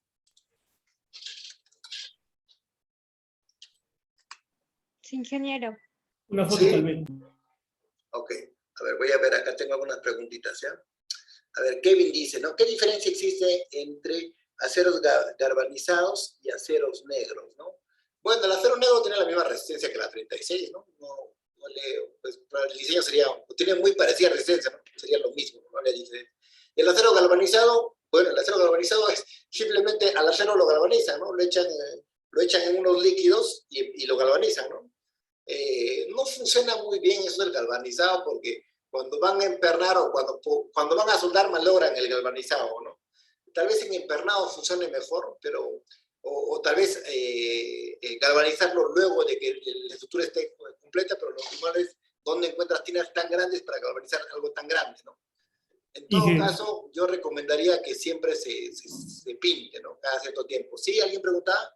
Sí, dije yo, ok, Maldiga. Desde Puerto Maldonado, ingeniero. Entonces, el galvanizado, ¿para qué serviría en todo caso? Porque a la oficina a veces llegan consultas de se desea cambiar galvanizado por el acero de tubo negro, ¿no? Y no sé si, bueno, en propiedades mecánicas, hasta lo que entiendo... Mira, en propiedades mecánicas en realidad es que el galvanizado puede ser un acero, o sea, el galvanizado puede ser cualquier acero, en realidad. Y el acero negro, normalmente el acero negro normalmente se le dice a los schedules, ¿no? Si te refieres a eso, con acero negro. ¿O a qué te refieres con acero negro? O sea, normalmente el acero negro le dicen a los tipos de schedule, ¿no? Schedule 40, esos aceros, ¿no? A los que utilizan tipo tubería, ¿no?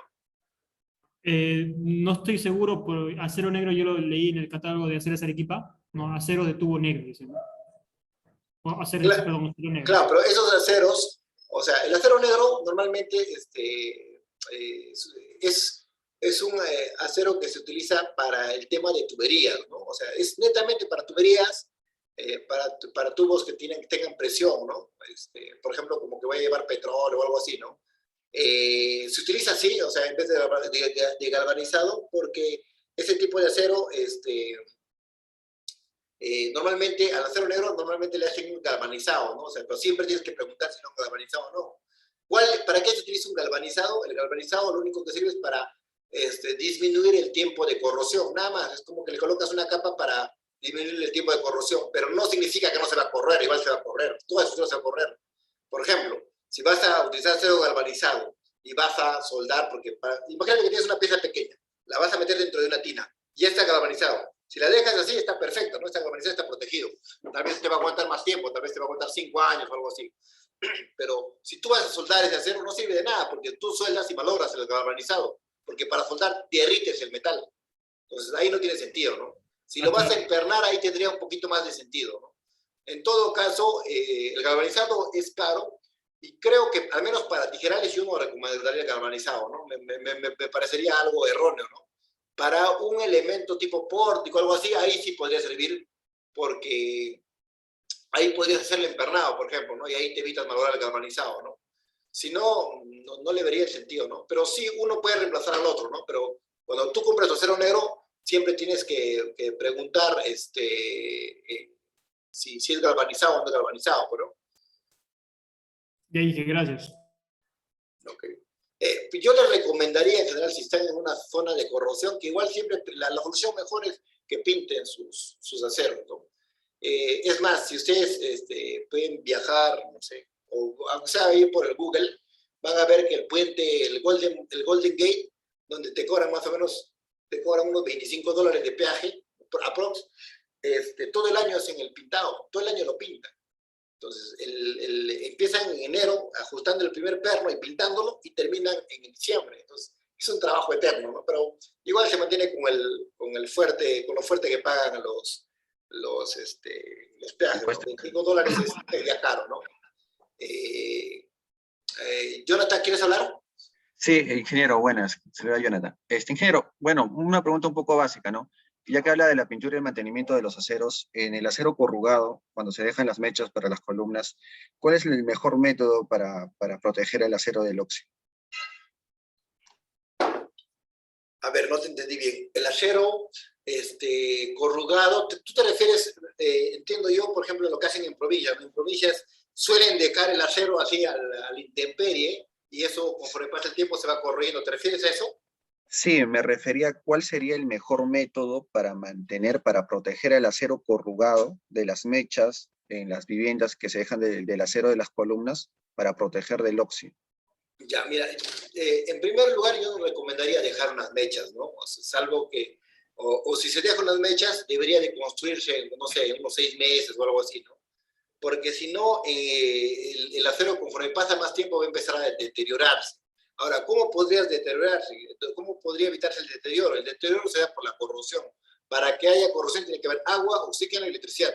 Entonces, basta que una de las 3 cosas le quite y no se va a corroer. Entonces, una forma simple tal vez sería embolsar todo eso de allá y como que aislarlo del resto, ¿no? Ya ahí yo lo puedo dejar ya, que se quede un par de años, ¿no? O pintarlo podría ser, ¿no? Darle una pintura tal vez epóxica, ¿no? Que sería más caro, eso sí, que colocar una simple bolsa, ¿no? Pero eso sería lo adecuado si es que lo vas a dejar tiempo, ¿no?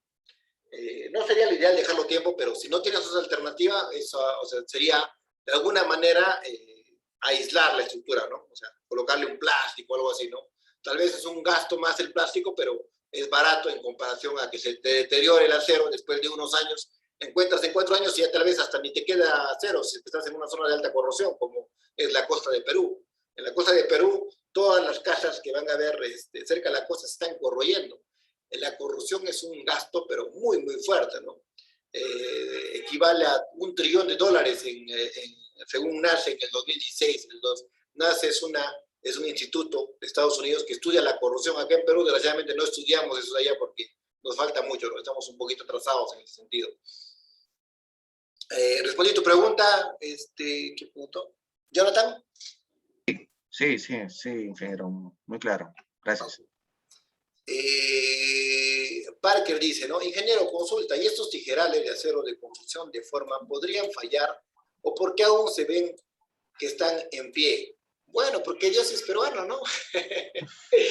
Hay muchas casas que no deberían estar de pie y están de pie, ¿no? O sea, fíjate nada más, por ejemplo, la albañilería, antes no se confinaba para nada, la albañilería nunca se ha confinado, hace poco tiempo, hace unos 30 años empezó a confinarse, ¿no?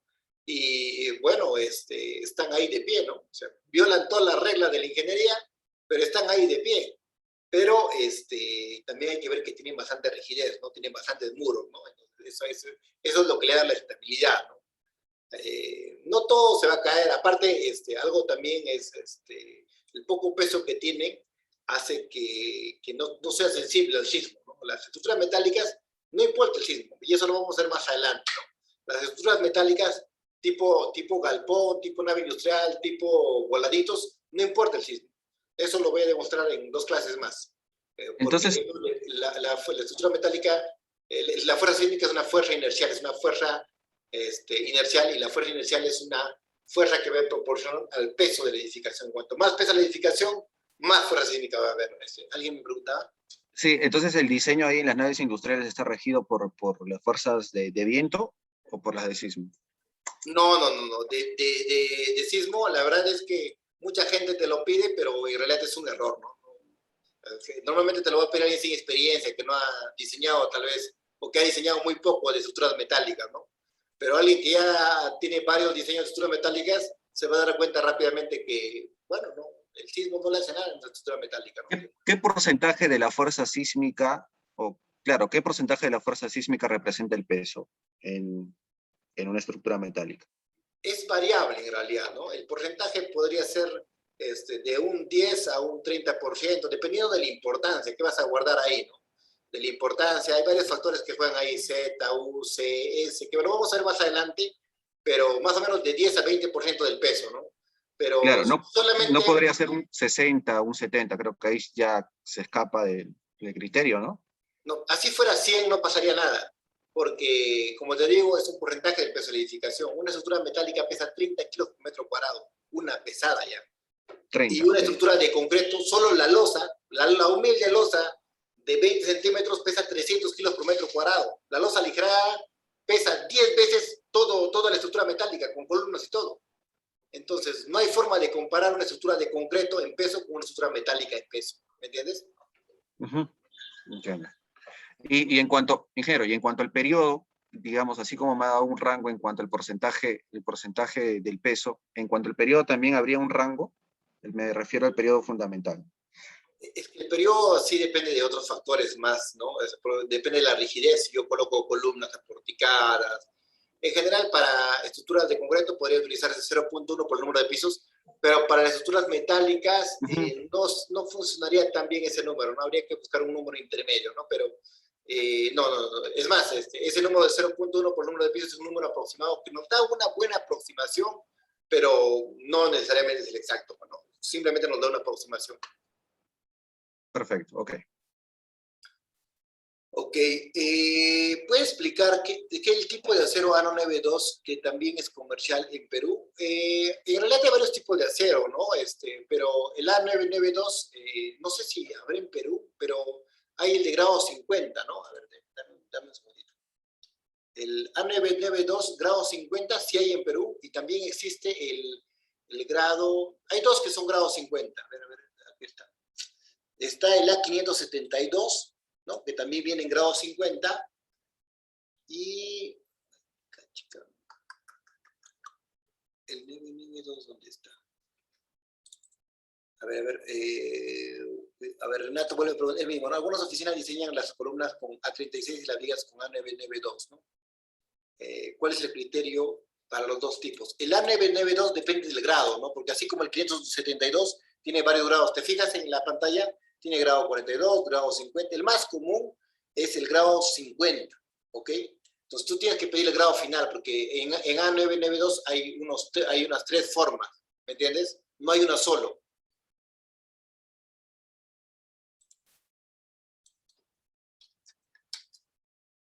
¿Me escuchas?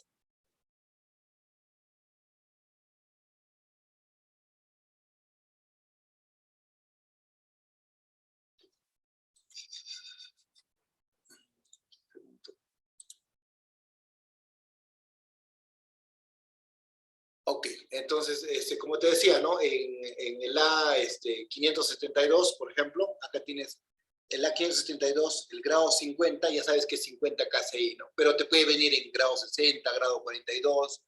Normalmente a este 992, ahí hay un pequeño detalle, ¿ya? Porque el 992 puede estar en 42, 50, 60, 65, y normalmente acá en Perú se le suele llamar a 992 justamente este grado 50, ¿no? A este grado 50. ¿Ok? Pero la diferencia simplemente es que este sería 50 KCI, nada más, ¿no? Esa sería la diferencia, ¿no?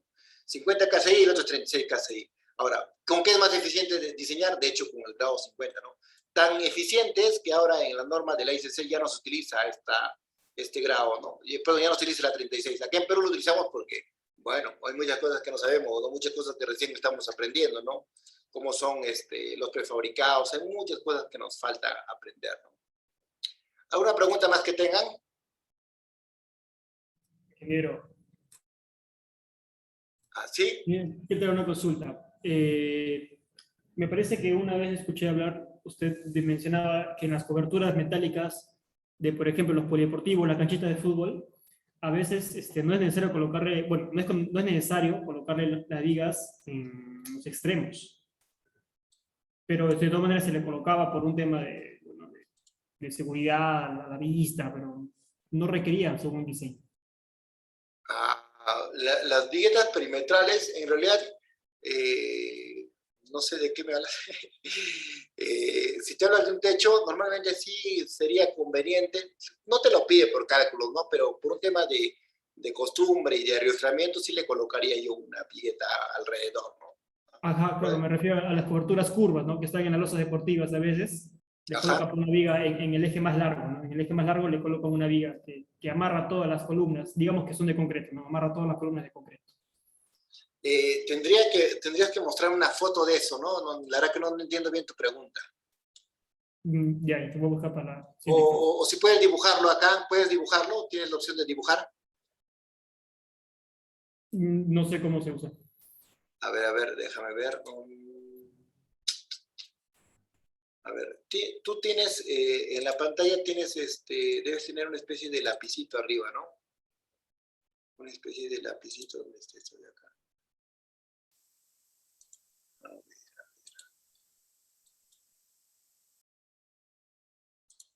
Claro, deberías tener acá para dibujar. Ok, si ven en pantalla. Lo veo a usted. A ver. A ver, explícame. Acá tengo un par de columnas, ¿ok? Columna acá. Acá tengo mi techo curvo. ¿Qué me quieres decir con eso? Ya, paralelo a ese par de columnas, en la parte de atrás, o sea, en el fondo, dibujando al fondo, tengo otra cobertura más, ¿cierto? ¿No? Y así voy formando tijerales en cobertura, varios. ¿Ya? Ya. En la longitud más larga, esa que estoy dibujando ahorita, en la longitud más larga, a veces le colocan una viga que amarra todas las columnas en ese sentido. ¿Esta? Exacto, a veces le colocan, bueno, yo he visto que siempre le colocan, pero al momento de diseñar, al menos yo no tengo ningún valor para diseñarlo, ¿no? No, sí, parece así, ¿no? Parece así. Depende, ¿no? O sea, eso es empotrado, es articulado, mucho depende de eso, ¿no? Pero, por ejemplo, si esto de acá fuera articulado, tiene que haber algo que le dé estabilidad, ¿no? Entonces esta viga sí ya tiene que tomar momentos porque no va a haber nada que le dé estabilidad. O puede ser articulado si es que acá le coloco una diagonal. Entonces, si acá hay una diagonal, tiene que haber esta viga, porque esta viga se va a llevar parte de la fuerza diagonal, ¿me entiendes? En el caso donde no se necesitaría, por ejemplo, serían por ejemplo, en prefabricados, ¿no? Donde es empotrado abajo y articulado arriba. Ahí no se necesita, bueno, ahí simplemente es, no sé, se le coloca por un tema de costumbre, tal vez, ¿no? O de buscar un cierto arrostre, ¿no? Pero no hay algo para demostrar. Pero en una estructura metálica de un piso, así como me la describes, no, sí se necesitaría, ¿no? Porque ¿quién se lleva el tema de tracción acá de la diagonal, ¿no? Si yo tengo un pórtico acá, y acá tengo, perdón, un elemento todo articulado, y acá tengo una diagonal, esta se tiene que llevar parte de la compresión, bueno, para trasladarla de un lugar a otro. Ah, ya entendí. Articulado. Cuando es empotrado, por ejemplo, en columnas de concreto, ¿no? Y que después se coloca las tijerales, ahí sí no requeriría, pero igual se lo coloca por costumbre. Depende de las condiciones de diseño, ¿no? Si tú tuvieses un empotrado acá y lo diseñas todo para que aguante el empotrado, bueno, acá no necesitas nada, ¿no? Le colocas algo porque quieres, porque todo está dependiendo de esta trabajando sola. Eso ya es un caso diferente, ¿no? Claro. Como un R igual a 4, ¿cierto? O 2.5. Claro, no hay un R para acá, no existe un R, ¿no? No hay un R en Perú, ¿no? Pero podrías asumir un R3, un R2.5, un R4, ¿no? Yo trabajo un R4 o R5, ¿no? Pero nadie te puede decir nada porque no hay algo reglamentado en ese sentido. Ya, Inge, muchas gracias. Ok. A ver, Renato dice, ¿nos puede compartir los tipos de acero comerciales en Perú? Bueno, en realidad hay muchos, o sea, no podría compartirles tanto, ¿no? O sea, simplemente pongan acero hasta Arequipa y aparece un montón, aparece Tupemesa, hay un montón de proveedores, Renato, ¿no? Basta con que le coloques aceros a Arequipa, Perú, y aparecen un montón ahí. Bueno, espero que se haya entendido la clase y si no hay ninguna duda más, nos veríamos el día jueves, ¿no? ¿Alguna duda más que tuviesen? Y que va a compartir detalles de conexiones, por ejemplo, entre tijerales, soldaduras. Claro, eso lo vamos a ver más adelante, sí. Ya. Ok. Ingeniero, Nada más, ¿no? una consulta. Aquí en el Perú se utiliza para el diseño o para las naves industriales pórticos arriostrados concéntricamente. Discúlpame, Jonathan, ¿puedes repetirme la pregunta? Sí. La consulta era si en el Perú, en el diseño o en la construcción, se utiliza pórticos arriostrados concéntricamente. Claro, se utilizan un montón. Sí, es una costumbre. Ya, ¿y qué R se utiliza? Disculpa. ¿Qué R se utiliza ahí? ¿Qué valor de R? Bueno, según la norma, ¿no? La norma te indica ahí un R de 6. Hay diferentes R dependiendo de qué tipo de pórtico tienes, ¿no? Si tienes un pórtico especial, si tienes un pórtico ordinario, ¿no? Eso varía, ¿no? El R. Pero ahora, está en ese rango, ¿no? De 6. Ok, sí, por norma es 6. Ahora, ¿basta que tenga solamente un arriostre o tiene que cumplir otras funciones adicionales? Porque en la gráfica que usted mencionaba, le estaba colocando un arriostre y mencionaba que iba a colocar un R igual a 3. No. Cuando yo me refería al R igual a 3, me refería al empotrado en el piso y volado arriba. Las estructuras tipo péndulo invertido, esas no tienen un R en la norma. O por ejemplo, las canchitas de fútbol que quieren que sea en la columna empotrada, ¿no? Pero arriba está todo articulado. Eso tampoco existe en la norma, eso no es un pórtico. Entonces, como no existe en la norma, tú tienes que colocarle un R.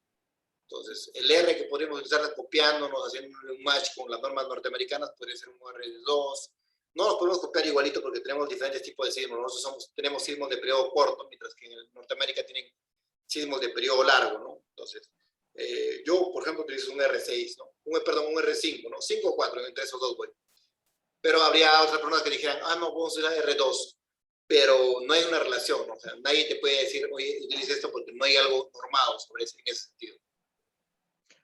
Ok, entonces mi consulta es la siguiente. Entonces, en un pórtico que yo coloco un arriostre concéntricamente, ya pasaría como pórticos arriostrados concéntricamente y por lo tanto utilizaría el R igual a 6. ¿Es así? ¿O tiene que cumplir el pórtico otras funciones adicionales en cuanto a disipación de energía o dispositivos extras?